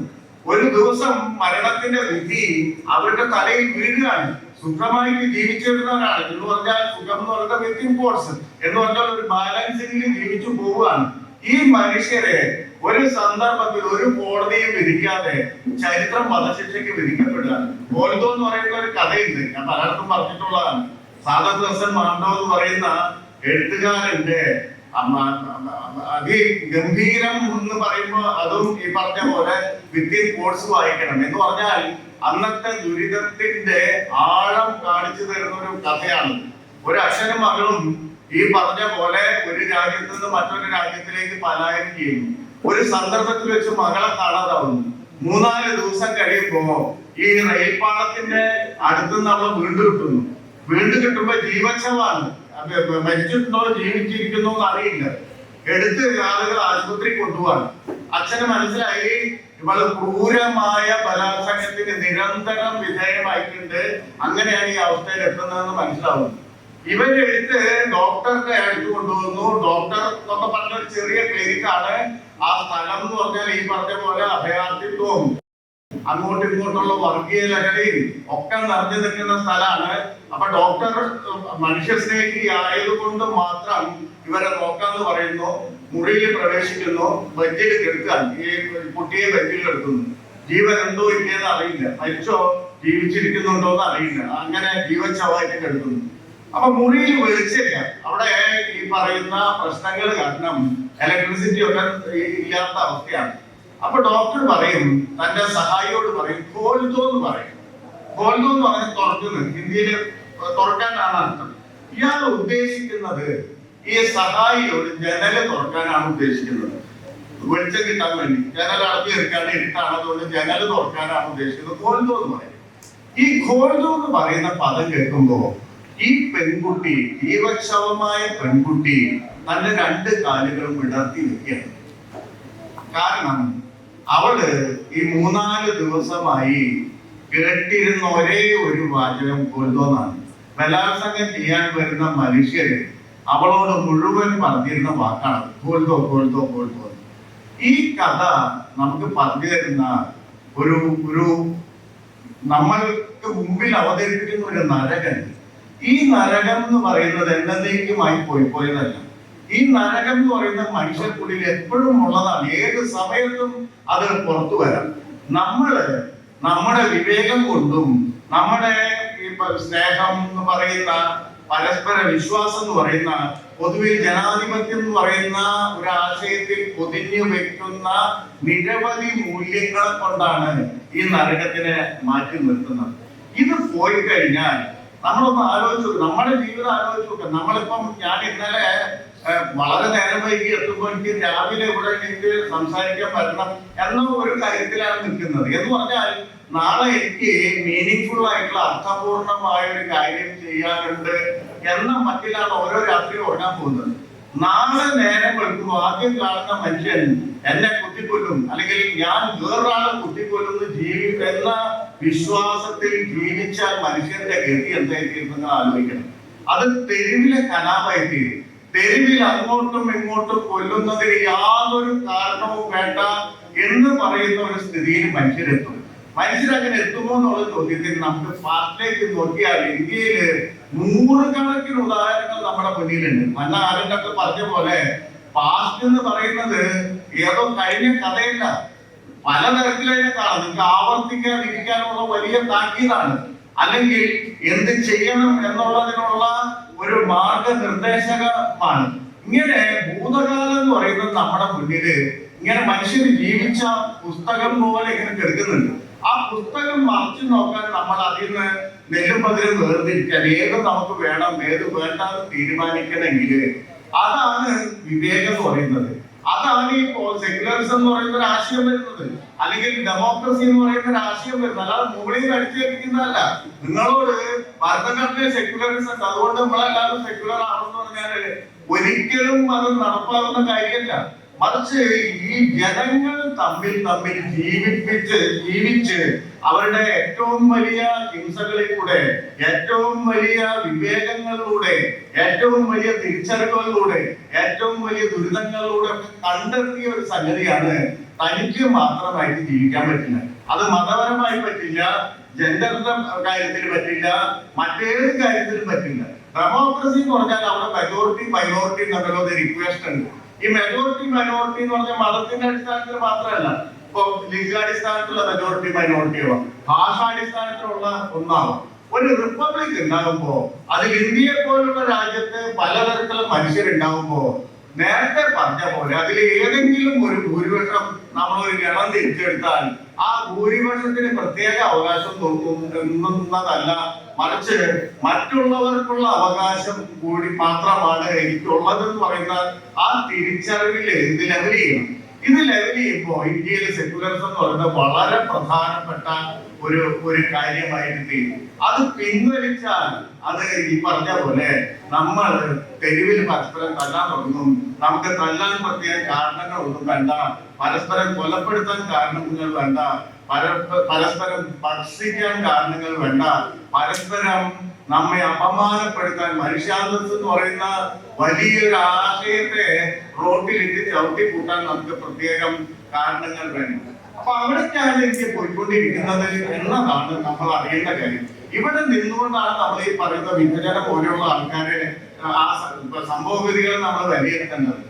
2 ലക്ഷം ആൾക്കാർ ഒരു സ്ഥലത്ത് നിന്ന് പുറപ്പെട്ടു, മറ്റേ സ്ഥലത്ത് എത്തിയിട്ടില്ല, മാഞ്ഞു പോയി ആകില്ല. നിങ്ങൾക്ക് കാണാം, ഇപ്പോഴും പുസ്തകത്തിൽ നോക്കിയാൽ കാണാം, ഒരു സ്ഥലത്ത് കണക്കുണ്ട്, ഇത്രയും പേര് ഇന്ത്യയിലേക്ക് പോകുന്നു, ഇത്രയും പേര് പാകിസ്ഥാനിലേക്ക് പോകുന്നു, അപ്പുറത്ത് എത്തിയിട്ടില്ല. ഇവര് മാഞ്ഞുപോയി. ഇത് കൊലയുടെയും അതുപോലെ തന്നെ ദുരിതങ്ങളുടെയും കണക്കുകൾക്ക് പുറത്താണ്. ഈ മനുഷ്യർ എവിടെ പോയി? നമ്മുടെ കേരളത്തിൽ മറിയാക്കു എന്ന് പറയുന്ന മലയാള കവിത പഠിക്കുന്ന ആൾക്കാർ പ്രത്യേകം മറിയാക്കു എന്ന് പറയുന്ന ഒരു കവി ഉണ്ടായിരുന്നു. ഏതാണ്ട് ചങ്ങമ്പുഴയുടെ ശീലിലൊക്കെ കവിത എഴുതുന്നു. അന്ന് ഒരു ഇന്ത്യൻ എക്സ്പ്രസ് ഒക്കെ നടത്തിയ ഒരു കവിതാ മത്സരത്തിൽ 1ാം സ്ഥാനം നേടുന്നു. അവരുടെ കവിത മാറുകയും അറ്റപ്പരത്തിൽ അച്ചടിച്ചു വരുന്നുണ്ട്. ആ സ്ത്രീക്ക് ഒരു സുപ്രഭാതം പാകിസ്ഥാനിൽ പോകേണ്ടി വരിക. പാകിസ്ഥാനിൽ നിന്ന് അവർ കത്തെടുക്കുന്നുണ്ട്, എനിക്ക് കവിത വായിക്കാൻ പറ്റുന്നില്ല, കവിതയ്ക്ക് എഴുതാൻ പറ്റുന്നില്ല, ഞാൻ വേറെ ഭാഷയിൽ പെടുകയാണ്, എനിക്ക് എഴുതാൻ പറ്റാതെ ഞാൻ അനുഭവിക്കുന്നത് ആരോട് പറയാനൊക്കെ കത്തെഴുതുന്നുണ്ട്. ഇതിനുശേഷം കത്തില്ല, ചരിത്രം ഇല്ലാതാവുന്നു. ഇങ്ങനെ മനുഷ്യരുടെ ഡിസയറിനെ, മനുഷ്യർക്ക് ചെയ്യാൻ പറ്റുന്ന കാര്യങ്ങളെ ഒക്കെ വെട്ടിമുറിച്ച് പല കഷ്ണങ്ങളാക്കിയതിന്റെ ചരിത്രത്തിന്റെ ഉള്ളിൽ നിന്നാണ് ഈ ഭരണഘടന പോലുള്ള രചനയൊക്കെ ഉയർന്നു വരുന്നത്. അതുകൊണ്ടാണ് ഗാന്ധി നവകേരയിൽ നടന്ന് പറയുന്നത്, നിങ്ങൾ ഹിന്ദുവാണോ? ഹിന്ദുവാണെങ്കിൽ അത് നിങ്ങൾ പ്രൂവ് ചെയ്യേണ്ടത് നിങ്ങൾ അതറിനോട് എങ്ങനെ പെരുമാറുന്നു എന്ന് നോക്കിയിട്ടാണ്. നിങ്ങൾ ലോകസമസ്ത സുഖിരമാകുന്നു നിങ്ങളെ ഈ അമ്പലത്തിൽ ചെന്ന് പറഞ്ഞാൽ പോരാ, നിങ്ങളുടെ കൂട്ടത്തിൽ ചെന്ന് സത്സംഗത്തിൽ പറഞ്ഞാൽ പോരാ, നിങ്ങൾ കാണിക്കണം, ഇപ്പൊ കാണിക്കണം, ഇവിടെ കാണിക്കണം, ഇത് തിരിച്ചും കാണിക്കണം. ഇതാണ് നമ്മളൊക്കെ ആൻഡ് ആവുകയാണ് എന്ന് പറഞ്ഞാൽ ഹിന്ദു ആൻഡ് സംതിങ് ആവുകയാണ്, മുസ്ലിം ആൻഡ് സംതിങ് ആവുകയാണ്, അല്ലെങ്കിൽ ഉമാ ചക്രവർത്തി പറഞ്ഞ ഫെമിനിസ്റ്റ് ആൻഡ് സംതിങ് ആണ്, ദളിതിസ്റ്റ് ആൻഡ് സംതിങ് ആണ്. എല്ലാത്തിനും ഒരു ആൻഡ് ഉണ്ട്. നമ്മൾ നിൽക്കുന്ന സ്ഥലത്തിനപ്പുറത്തേക്ക് വളരാനുള്ള ആൻഡ് മറ്റൊന്നും കൂടി ആയി തീരുന്നതിന്റെ ഒരു ചരിത്രമാണ് ശരിക്കും പറഞ്ഞാൽ സ്വാതന്ത്ര്യത്തിന്റെ ചരിത്രം. ഈ തീയതികളിലും അല്ലെങ്കിൽ സ്ഥൂല സംഭവങ്ങളും മാത്രമല്ല, ഇൻഡിവിജ്വൽ ഹിസ്റ്ററി കൂടിയിട്ടാണ്. നമ്മുടെ മനസ്സിന് അല്ലെങ്കിൽ നമ്മുടെ അന്തർസത്തയ്ക്ക് എന്ത് ചേഞ്ച് ഉണ്ടായി എന്ന് പറയുന്ന ആ ചരിത്രം കൂടിയുണ്ട്. ആ അന്തർസത്തയ്ക്ക് ചേഞ്ച് ഉണ്ടായതാണ് നിങ്ങളുടെ ഈ കൈവിരൽ കൊണ്ട് വേറൊരാളെ കൂട്ടിപ്പിടിക്കാൻ എന്നുള്ളത്. അല്ലെങ്കിൽ നിങ്ങളുടെ ജാതിക്കുള്ളിലെ ആളെ കൂട്ടിപ്പിടിക്കാൻ പറ്റുള്ളൂ, നിങ്ങളുടെ മതത്തിനുള്ളിലെ ആളെ കൂട്ടിപ്പിടിക്കാൻ പറ്റുള്ളൂ. നിങ്ങൾ സ്ട്രഗിളിലേക്ക് പോയപ്പോ മറ്റൊരാളെ കൂട്ടിപ്പിടിക്കണം, മറ്റൊരാളുടെ കയ്യിൽ പിടിക്കാൻ പറ്റുന്ന തരത്തിൽ നമ്മുടെ കൈക്ക് ബലം വരണം. അത് സ്വാതന്ത്ര്യത്തിലേക്ക് പോകുമ്പോൾ വരണം, നമ്മുടെ എല്ലാ പൊതുസ്ഥലങ്ങളിലും വരണം. അല്ലെ, നമ്മുടെ ഹോസ്റ്റലുകളില് ഹിന്ദു മുസ്ലിം പാഴ്സി ക്രിസ്ത്യനും ഒന്നിച്ച് താമസിക്കുന്നെങ്കിൽ എന്തുകൊണ്ട് നമുക്ക് താമസിക്കൂടാന്നുള്ള ചോദ്യമുണ്ട് പുറത്ത്. അല്ലെ, ഒരു പ്രശ്നമില്ലാണ്ട് ഗാന്ധി എന്നാ പറഞ്ഞത് സൂറവാദി ബംഗ്ലാദേശിൽ പോവായിരുന്നു. സൂറവാദി ബംഗ്ലാദേശ് പൗരനായിട്ട് പോകുന്നു. ഗാന്ധി ഇന്ത്യൻ പൗരനാവും. ഗാന്ധി പറഞ്ഞു നിങ്ങൾ സോട്ടും കൂട്ടിടുന്ന ആളാണ്, ഞാൻ അർദ്ധനഗ്നനാണ്. നിങ്ങൾ മാംസഭോജിയാണ്, ഞാൻ സസ്യഭോജിയാണ്. നിങ്ങളുടെ ഭാഷ വേറെയാണ്, എന്റെ ഭാഷ വേറെയാണ്. നമ്മളിപ്പോ രണ്ട് രാജ്യക്കാർ പോയി. നിങ്ങൾ നാളെ തൊട്ട് പാകിസ്ഥാനി ആവുന്നു, ഞാൻ ഇന്ത്യക്കാരനാവുന്നു. പക്ഷെ നമുക്ക് ഒരു കാര്യം തെരുവിൽ തരുന്ന മനുഷ്യരോട് പറയണം. അതുകൊണ്ട് നമുക്ക് രണ്ടുപേർക്കും ഒരു വീട്ടിൽ താമസിച്ച് ഒരു പ്രശ്നമില്ല എന്തെങ്കിലും അത് വളരെ സ്വാഭാവികമാണെന്ന് കാണിച്ചു കൊടുക്കണം.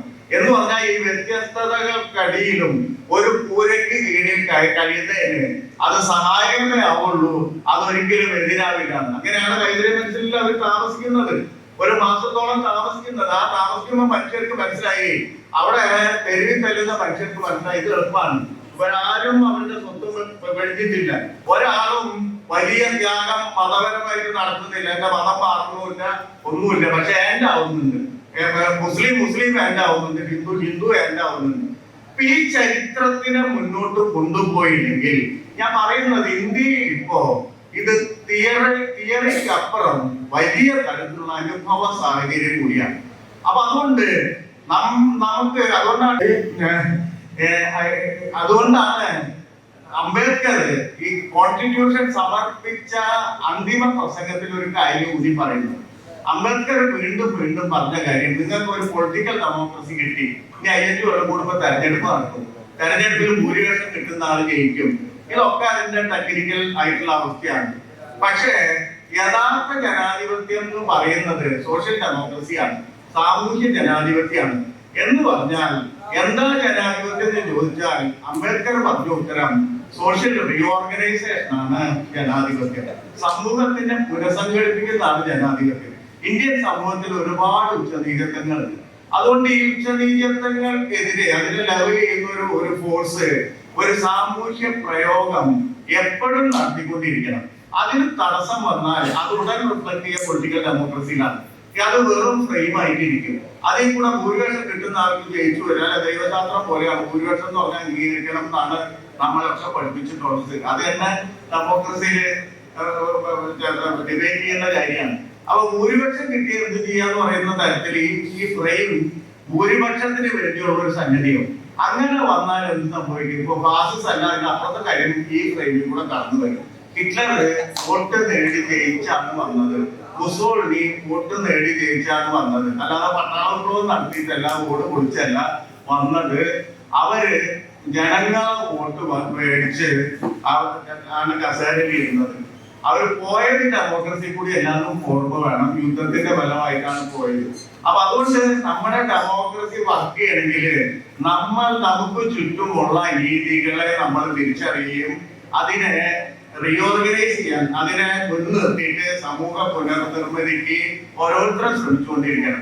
നമുക്കറിയാവുന്ന മൂല്യങ്ങൾ, ഈ ഡെമോക്രസിയുടെയും മതേതരത്വത്തിന്റെയും മൂല്യങ്ങള് നമ്മൾ പ്രസരിപ്പിച്ച് കാണിക്കണം. അങ്ങനെ ഒരു സൊസൈറ്റി ഉണ്ടായാൽ അത് ഡിമാൻഡിങ്. പൊളിറ്റിക്കൽ പാർട്ടി എന്ന് പറയുന്നത് അവര് കണ്ടെത്താൻ മാറില്ല, ഒരു സ്ഥലത്തും മാറില്ല. എല്ലാ പൊളിറ്റിക്കൽ പാർട്ടിക്ക് അധികാരം തുറന്നൊരു സംഗതിയോടാണ് ഒട്ടി നിൽക്കുക. കോവിഡ് അധികാരം വിടാമെന്ന് പറഞ്ഞാൽ സമ്മതിക്കില്ല. അപ്പൊ അതുകൊണ്ട് അവരിൽ ചെയ്തിട്ടുണ്ടാവുന്ന സോഷ്യൽ താഴെക്കുള്ള മനുഷ്യരുടെ രാഷ്ട്രീയം പ്രവർത്തിക്കണം. മനുഷ്യരുടെ രാഷ്ട്രീയം മുകളിൽ റിഫ്ലക്ട് ചെയ്താലേ നമുക്ക് വലിയ തരത്തിലുള്ള ഒരു വ്യത്യാസം ഉണ്ടാവും. അതുകൊണ്ട് നമ്മുടെ ഈ ചർച്ച എന്ന് പറയുന്നത് നമ്മൾ എങ്ങനെ സെക്യുലറിസത്തിനെ, ഈ വറ്റിപ്പോയ സെക്യുലറിസത്തിനെ എങ്ങനെയാണ് തിരിഞ്ഞിറക്കുക എന്നുള്ള ചിന്തയിലേക്കാണ് പോകേണ്ടത്. ഒരു ഉദാഹരണമാണ് അതിന്റെ ഈ ഗതിജ മുംതാസ് പറഞ്ഞതുപോലെ 100,000 ഉദാഹരണങ്ങള് മനുഷ്യർക്കിടയിൽ നടത്തണമെങ്കിൽ നമുക്ക് ആരുടെയും അനുവാദം വേണ്ട, ആരുടെയും ഈ പറഞ്ഞമാര് അനുമതി പത്രവും വേണ്ട. അപ്പൊ ഡെമോക്രസി എന്ന് പറയുന്നത് നമ്മുടെ കയ്യിൽ എടുക്കാണ്. അതിനെ അർത്ഥവത്താക്കേണ്ട കാര്യം നമ്മുടെ കയ്യിൽ എടുക്കാണ്. ഭരണകൂടം എന്ന് പറയുന്നത് ഈ അതിനുള്ളിൽ ഒരു പ്ലെയർ മാത്രമാണ്, അല്ലാതെ അത് ആത്യന്തിക സത്യം അല്ല എന്ന് പറഞ്ഞുകൊണ്ട് നിർത്തുന്നു. നന്ദി.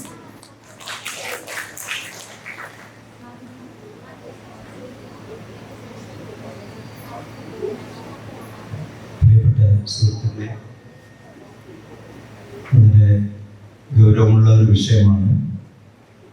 അർത്ഥവത്തായ പല ആശയങ്ങളും വാദഗതികളും മുന്നോട്ട് വന്നിട്ടുണ്ട്.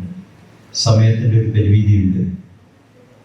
അപ്പോൾ ഞാൻ അധ്യക്ഷൻ എന്നുള്ള നിലയ്ക്ക് അവസാനം സംസാരിക്കാൻ പറഞ്ഞത് ഇവിടെ വന്ന ആൾക്കാരുടെ ആശയങ്ങൾ കേൾക്കുക എന്നതാണ് പ്രധാനമായിട്ട്.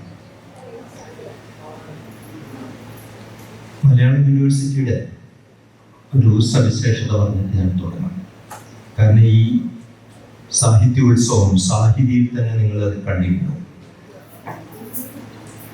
മലയാള സർവകലാശാല എല്ലാ കലകളുടെയും ഒരു ശാല മാത്രമല്ല, ചില നിലപാടുകളുടെ ശാല കൂടിയാണ്. വിജ്ഞാനം, എല്ലാ വിജ്ഞാനങ്ങളും സമ്പാദിക്കാം, പക്ഷേ വിജ്ഞാന സമ്പാദനം എങ്ങനെ വേണം എന്നതിൻ്റെ ഒരു നിലപാടിന്റെ പേരിലാണ് മലയാള സർവകലാശാല പറഞ്ഞിട്ടുള്ളത്. വിജ്ഞാന സമ്പാദനം മാതൃഭാഷയിൽ കൂടെയാണ്, എന്നാലേ അത് സർഗാത്മകമായി ഉപയോഗപ്പെടും. ഇങ്ങനെയൊരു അടിയുറച്ച നിലപാട് മലയാള സർവകലാശാല. ഈ സാഹിത്യ എന്ന സാഹിത്യോത്സവത്തിന്റെ ശീർഷകം നോക്കിയാൽ അത് നടത്തിയതിൻ്റെ വളരെ പരിമിതമായിട്ടാണ് നടത്തിയിട്ടുള്ളത്, 2 ദിവസമായിട്ട്. എന്നാൽ ഇതിൻ്റെ ശീർഷകം സെക്യുലറിസം, പോസ്റ്റ് സെക്യുലറിസം, അതിജീവനം.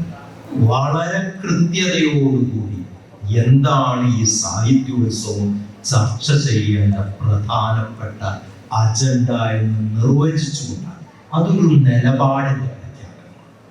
മറ്റു പല സാഹിത്യോത്സവങ്ങളിലും പലപ്പോഴും പ്രത്യേകിച്ച് അർത്ഥമൊന്നുമില്ലാത്ത കുറെ വാചകങ്ങളായിരിക്കും അതിന്റെ ശീർഷകമായിട്ട് വരുന്നത്. പക്ഷെ ഇവിടെ അങ്ങനെ സംശയമൊന്നുമില്ല. ഇവിടെ ഇന്ന് ഇന്ത്യയുടെ അതിജീവനത്തിനാണെങ്കിലും ലോകത്തിന്റെ അതിജീവനത്തിനാണെങ്കിലും നാം ആലോചിക്കേണ്ടത്, ഇന്നത്തെ പേപ്പർ എടുത്തപ്പോൾ ജർമ്മനിയുടെ അധികാരത്തിൽ വന്നത് വലതുപക്ഷ പാർട്ടികളാണ്. ഇങ്ങനെ ലോകം തന്നെ വംശീയമായി വർഗീയമായി വിഭജിക്കപ്പെട്ട് അതിജീവനം അപകടത്തിലാവുന്ന സമയത്താണ് മനുഷ്യരാശി ഏറ്റവും ഐക്യത്തോടു കൂടി നിന്നാൽ മാത്രമേ ഈ കുലം തന്നെ നിലനിൽക്കൂ എന്ന് ശാസ്ത്രം പറയുമ്പോഴാണ് എല്ലാ നിലയ്ക്കുള്ള വിഭജനങ്ങളും തമ്മിൽ തല്ലുകളും യുദ്ധവും വർഗീയതയും വിഭജനവും അപ്പൊ മലയാള സർവകലാശാല മുന്നോട്ട് വെച്ച ഈ വിഷയത്തിന്റെ പ്രാധാന്യത്തെയാണ് ഞാൻ പറയുന്നത്. അത് ആ പ്രാധാന്യം ഉയർത്തിപ്പിടിച്ചുകൊണ്ട് മലയാള സർവകലാശാലയുടെ നിലപാടിന്റെ പ്രഖ്യാപനത്തെയാണ് ഞാൻ ഊന്നുന്നത്. എന്താണ് നമ്മുടെ ഈ സെക്യുലറിസം, പോസ്റ്റ് സെക്യുലറിസം, അതിജീവനം? പോസ്റ്റ് സെക്യുലറിസം എന്ന് പറഞ്ഞാൽ ഇവിടെ ഹമീദ് പറഞ്ഞു, 2000-ന്റെ തുടക്കത്തിലാണ് ഹേബർമാസ് ഒക്കെ പോസ്റ്റ് സെക്യുലറിസം എന്നൊരു ജർമ്മൻ തത്വചിന്തകനായ അദ്ദേഹം മുന്നോട്ട് വെച്ചത്. പിന്നെ ജോസ് കാസനോവ എന്ന് പറഞ്ഞിട്ടുള്ള എഴുത്തുകാരൊക്കെ അതിനെ തിയററ്റൈസ് ചെയ്ത് മുന്നോട്ട് കൊണ്ടുപോകുന്നത്. എന്താണ് ഈ പോസ്റ്റ് സെക്യുലറിസം എന്ന് പറഞ്ഞു കഴിഞ്ഞാൽ അതിൻ്റെ ആശയം സത്യത്തിൽ സെക്യുലർ ആയിട്ടുള്ള ഒരു സ്റ്റേറ്റും മതവും വ്യത്യസ്തമായ വൈരുദ്ധ്യത്തിൽ നിൽക്കേണ്ടതല്ല. മതവും രാഷ്ട്രവും തമ്മിൽ ചില കൊടുക്കൽ വാങ്ങലുണ്ട്. സെക്യുലറിസം എന്ന് പറഞ്ഞാൽ മതത്തിന് കാണാൻ പറ്റാത്തൊരു ചതുർത്ഥിയല്ല. മതത്തിന് സ്റ്റേറ്റും കാണാൻ പറ്റാത്തൊരു ചതുർത്ഥിയല്ല. മതത്തിന് ജീവിതത്തിന്റെ വ്യാവഹാരിക മണ്ഡലങ്ങളിൽ ചില കാര്യങ്ങൾ ചെയ്യാനുണ്ട്, എന്നാൽ അത് പൊതു താല്പര്യത്തിനെതിരായിട്ടാവരുത് എന്ന ബൃഹത്തായ ഒരു സന്ദേശം പോസ്റ്റ് സെക്യുലറിസം. പക്ഷെ ഇതൊരു പാശ്ചാത്യൻ ഉണ്ടാക്കിയിട്ടുള്ള സാധനമാണെങ്കിൽ നമ്മൾ മനസ്സിലാക്കേണ്ട കാര്യം, നമ്മളുടെ ഒരു കുഞ്ഞുണ്ടായി കഴിഞ്ഞിട്ട് ഇവിടെ ഞാൻ ഇതിനോട് ചോദിക്കും മുസ്ലിം കമ്മ്യൂണിറ്റിയിൽ എപ്പോഴാണ്, അപ്പൊ മുടി മുറിക്കുന്ന സമയത്ത് പേരിടുക. ഹിന്ദു സമുദായത്തിലാണെങ്കിൽ 28-നാണ് പേരിടുക. അതിൻ്റെ ഇടയിൽ ഒരു പരിചയമില്ലാത്ത ഒരാൾ കയറി വന്നിട്ട് ഈ കുട്ടീനെ വേറെ എന്തെങ്കിലും പേര് വിളിച്ചു വിചാരിക്കുക, അതുകൊണ്ട് ആ കുട്ടി നമ്മുടെ അല്ലാതെയും മാറില്ലല്ലോ. ഇതുപോലെയാണ് പോസ്റ്റ് സെക്യുലറിസം എന്ന് പറഞ്ഞിട്ടുണ്ടെങ്കിൽ ശരിക്കും ഇന്ത്യയുടെ ഭരണഘടനയിൽ 1950 പ്രാബല്യത്തിൽ വന്ന ഭരണഘടനയിൽ ഉണ്ടായിട്ടുള്ള ചില അടിസ്ഥാനപരമായിട്ടുള്ള കാര്യങ്ങളാണ് ഉള്ളത്. ഇവിടെ ഇന്ത്യ രാജ്യത്ത് എല്ലാ മതസ്ഥർക്കും അവരുടെ ആചാരാനുഷ്ഠാനങ്ങൾ നടത്താനുള്ള സ്വാതന്ത്ര്യം. മതത്തിന്റെ ഉത്സവ ദിനങ്ങൾ പിന്നെ ഹോളിഡേ ആയിട്ട് പ്രഖ്യാപിക്കുന്നുണ്ട്. മാത്രമല്ല അവരവരുടെ വിശ്വാസ സംഹിതകൾ പ്രബോധനം ചെയ്യാനുള്ള അവകാശമുണ്ട്. എന്നാൽ ഇത് മറ്റുള്ളവരുടെ സ്വാതന്ത്ര്യത്തെ ഹനിക്കുന്നതാകരുത് എന്ന മതസഹിതമായിട്ടുള്ളൊരു മതേതരത്വമാണ് ഇന്ത്യയിലുള്ളത്. അല്ലാതെ ഫ്രാൻസിന്റെ ഒക്കെ പോലെ എല്ലായിടത്തും എല്ലാ ജനാധിപത്യ രാജ്യങ്ങളിലും ഇതേപോലെയുള്ള മതേതരത്വമില്ലാത്തത്. ഫ്രാൻസിന് മതത്തെ സ്റ്റേറ്റുമായി അകറ്റി നിർത്തുന്ന ഒരു മതേതരത്വമാണ്. എന്നാൽ നമ്മുടെ മതസഹിതമായിട്ടുള്ള ഒരു മതേതരത്വം നമുക്കുണ്ടെങ്കിൽ ഇതൊരു ലാബറട്ടറി കണ്ടുപിടിച്ചല്ല, അല്ലെങ്കിൽ ഒരു ലൈബ്രറിയിൽ വെച്ചിട്ട് ആലോചിച്ചുണ്ടാക്കിയിട്ടുള്ള കാര്യമല്ല. സഹസ്രാബ്ദങ്ങളായിട്ട് ഇന്ത്യൻ ജനത ജീവിച്ച് വിജയിച്ചിട്ടുള്ള ഒരു രീതിശാസ്ത്രമായിരുന്നു സത്യത്തില് ഇവിടെ മതസഹിതമായിട്ടുള്ള മതേതരത്വം. ഇത് ഇവിടെ ഇന്ത്യയുടെ ജീവിതം നോക്കുകയാണ്. ഇവിടെ ഖദീജ പറഞ്ഞിട്ടുള്ള പല കാര്യങ്ങളും ഉണ്ടല്ലോ.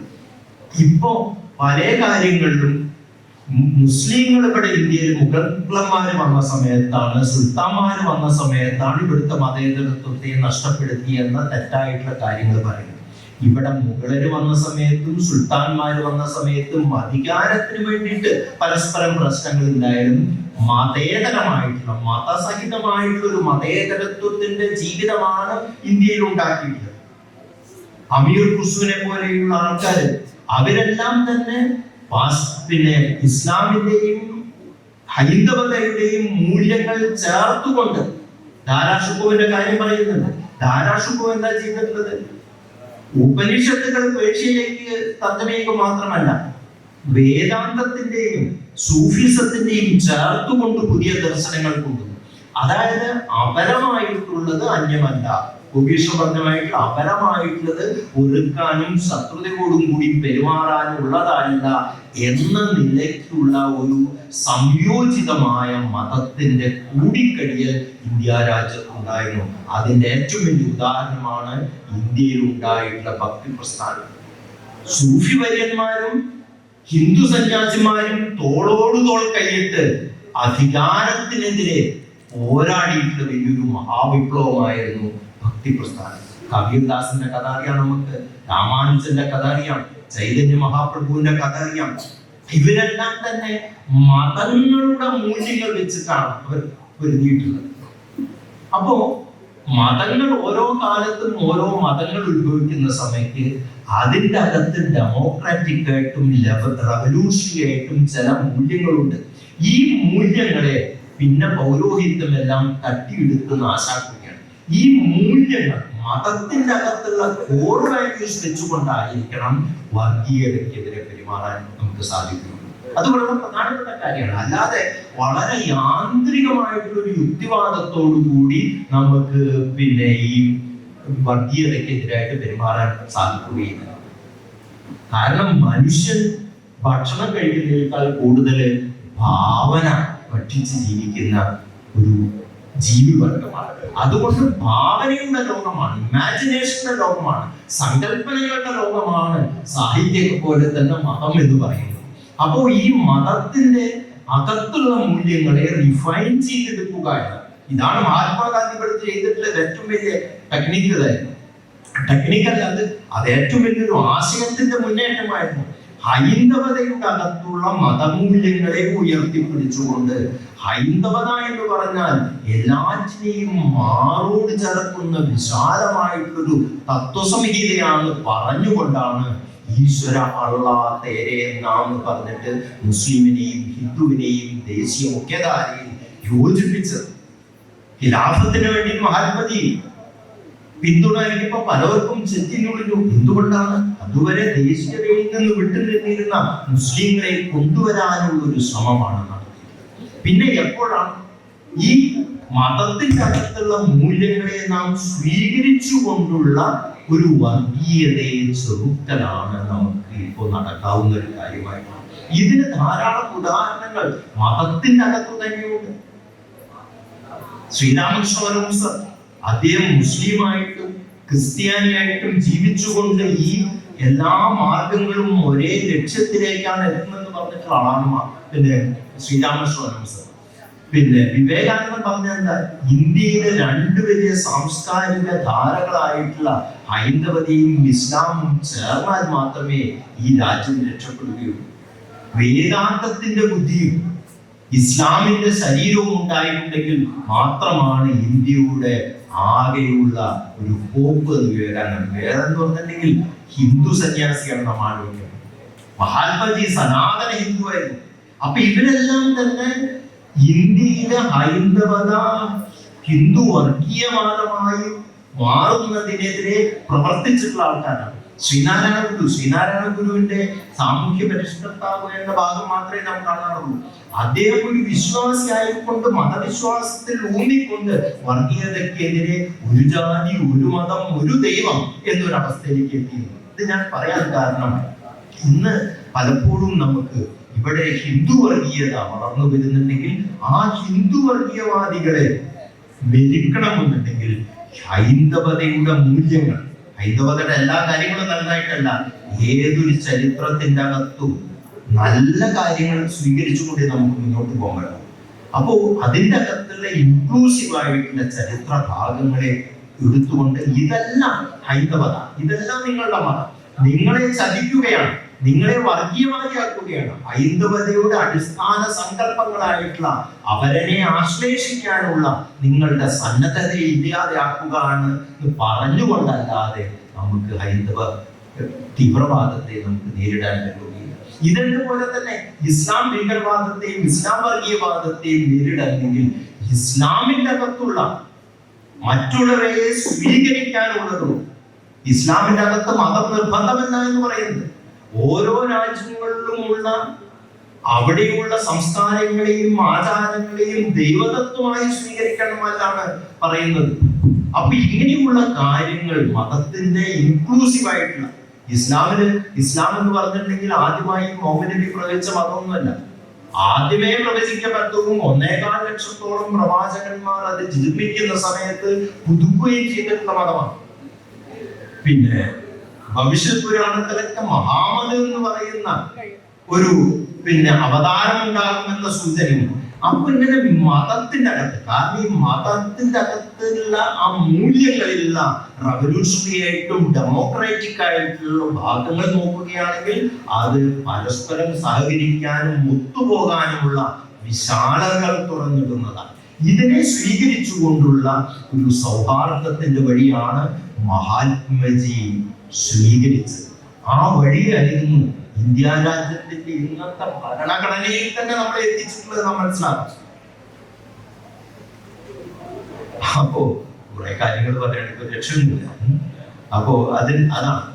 പിന്നെ ഇവിടെ ഇതുണ്ടായി, എപ്പോൾ മെയിൻ സ്ട്രീം വെസ്റ്റേൺ മോഡേണിറ്റിയുടെ യാന്ത്രിക യുക്തിവാദത്തിന്റെ പ്രയോഗങ്ങൾ ഉണ്ടായോ അങ്ങനെയുള്ള സ്ഥലങ്ങളിലാണ് വർഗീയത വളർന്നു വന്നിട്ടുള്ളത് നമുക്ക് കാണാൻ പറ്റും. ഇവിടെ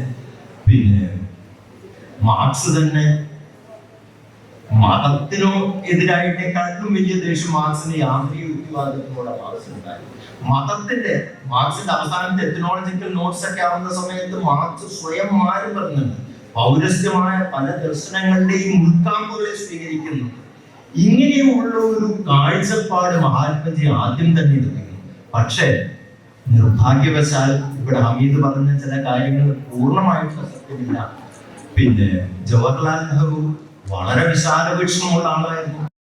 പക്ഷെ നെഹ്റുവിന്റെ ഏറ്റവും അരുമശിക്ഷനാണെങ്കിലും ആ വഴിയിൽ കൂടെ എല്ലാം പോയത് പാശ്ചാത്യമായിട്ടുള്ള വെസ്റ്റേൺ മോഡേണിറ്റിയുടെ ചില ബാധകൾ അദ്ദേഹത്തിൽ ഉണ്ടായത് കൊണ്ട് അദ്ദേഹത്തിന്റെ പല നിലപാടുകളും സുഭാഷ് ചന്ദ്രബോസും മഹാത്മജിയാണ് ഇവിടെ വന്നിരുന്നെങ്കിൽ ഇവിടുത്തെ ഇന്ത്യൻ ജനതയുടെ സ്വത്വത്തെ അനുവദിച്ചുകൊണ്ടുള്ള ഡെമോക്രസിക്ക് നോക്കുന്ന സമയത്ത് ഇന്ത്യൻ ജനതയുടെ സ്വത്വത്തെ ഒന്നും വലുതാതെ ബഹുമാനിക്കാതെയുള്ള ഒരു സെക്യുലർ സ്റ്റേറ്റിന് വേണ്ടിയിട്ടുള്ള അക്ഷമ ജവഹർലാൽ നെഹ്റു ഉണ്ടായിരുന്നു എന്ന് സുഭാഷ് ചന്ദ്രബോസിന്റെ കൊച്ചുമകനായിട്ടുള്ള സുധാദാസ് പറയുന്നത്. ഇവിടെ ജവഹർലാൽ നെഹ്റു സത്യമാണ്, അവിടെ കള്ളവിഗ്രഹം കൊണ്ട സമയത്ത് ജവഹർലാൽ നെഹ്റു പുറത്താക്കാൻ പറഞ്ഞു. പക്ഷെ പിന്നെ ജവഹർലാൽ നെഹ്റു ചെയ്തിട്ടുള്ള എന്താ, ബാബറി മസ്ജിദ് താഴിട്ട് കൂട്ടിക്കളഞ്ഞു.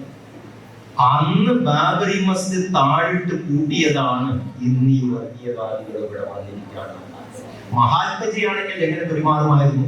മഹാത്മജി ആണെങ്കിൽ രണ്ടു കൂട്ടരെയും വിളിച്ച് ഇന്ന് ഹിന്ദു മുസ്ലിം സൗഹാർദ്ദത്തിന്റെ ഒരു പള്ളിയും അമ്പലവും അവിടെ ഉണ്ടാകുമായിരുന്നു. എന്തുകൊണ്ട്?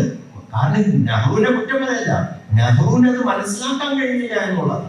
നെഹ്റു വിചാരിച്ചത് ഒരു 30-40 കൊല്ലം കഴിയുമ്പോഴേക്ക് വെസ്റ്റേൺ മോഡേണിറ്റിയുടെ ആൾക്കാർ പറഞ്ഞു 30-40 കൊല്ലം കഴിയുമ്പോഴേക്ക് മതം എന്നൊരു സാധനം ഇവിടെ ഉണ്ടാവില്ല.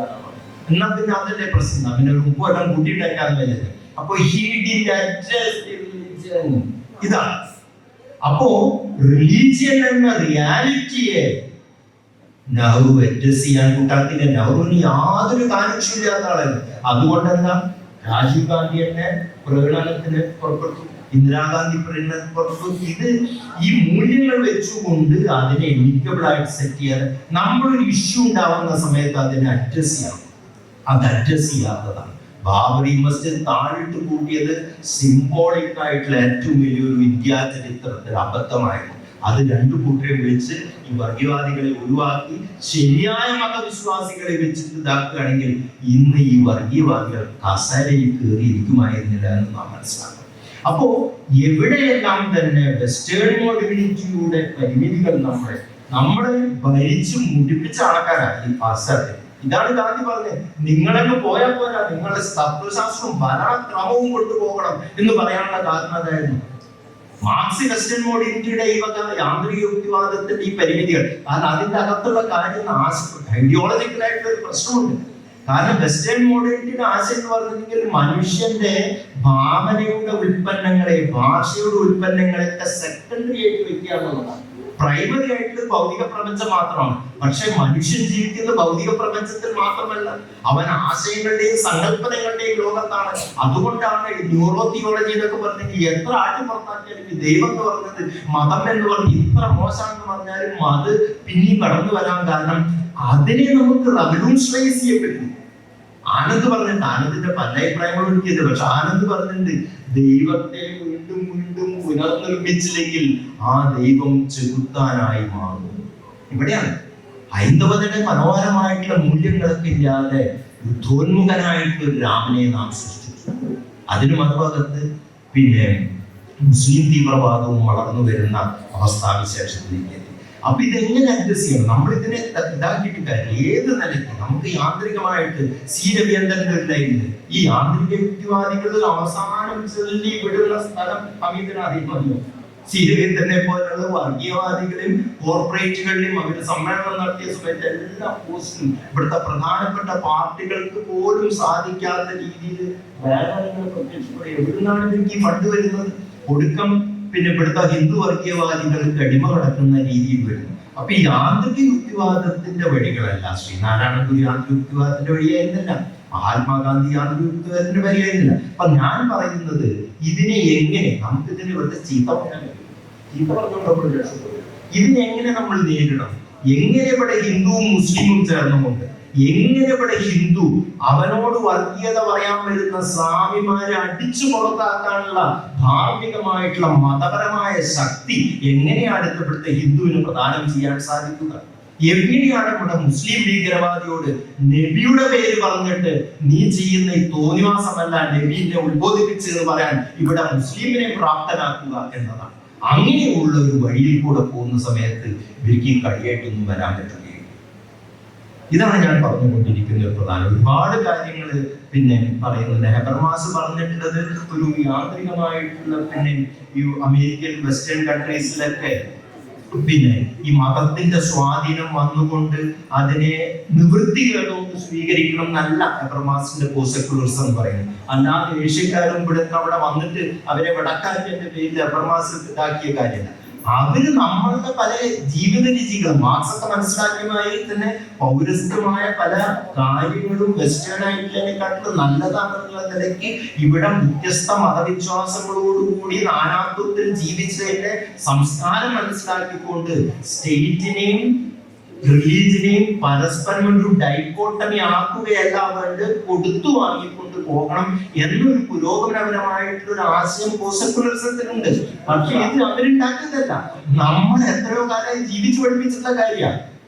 ഹെബർമാസ് വരുന്നതിന് മുമ്പ് തന്നെ മതസഹിതമായതും അതേതരത്തു നിന്ന് ഞാൻ ഈ പാവപ്പെട്ട ഞാൻ പറഞ്ഞിട്ടുള്ളതാ. പക്ഷെ കെ പി രാമനുണ്ണി പറഞ്ഞ ആർക്കൊന്നും വില ഉണ്ടാവില്ല, അത് ഹെബർമാസ് പറയണം എന്നാലേ ഉണ്ടാവുള്ളൂ. പിന്നെ അപ്പൊ സുഹൃത്തുക്കളെ, അപ്പൊ അത് വളരെ പ്രധാനപ്പെട്ടുകൊണ്ട് ഒരു അന്വേഷണ മര്യാദകൾ കൂടി ലംഘിച്ച് കുറച്ച് ചിതറിയ കാര്യങ്ങൾ ഞാൻ പറഞ്ഞത്. ഏതായാലും നമുക്ക് തുടർ ചർച്ച വഴിയുണ്ട്. അടുത്ത പരിപാടിക്ക് വേണ്ടി ആൾക്കാർ കാത്തിക്കുകയാണ്. നന്ദി, നമസ്കാരം. പോസ്റ്റ് സെക്യുലറിസവും സെക്യുലറിസത്തിന്റെ അതിജീവനവും സംവാദം ഇവിടെ അവസാനിക്കുന്നു. സംവാദത്തിൽ പങ്കെടുത്ത PM ഗോപികൃഷ്ണൻ, ഖദീജ മുംതാസ്, ഹമീദ് ചേതുമംഗലം, ആധ്യക്ഷം വഹിച്ച KP രാമനുണ്ണി എന്നിവരോടുള്ള നന്ദി സാഹിതി 2025 പേരിൽ അറിയിക്കുന്നു. അടുത്ത സെഷൻ രംഗശാലയിൽ ആരംഭിക്കുകയാണ്. മലയാളിയുടെ ജാതി ജീവിതം പിടിച്ചു പറയുന്നത്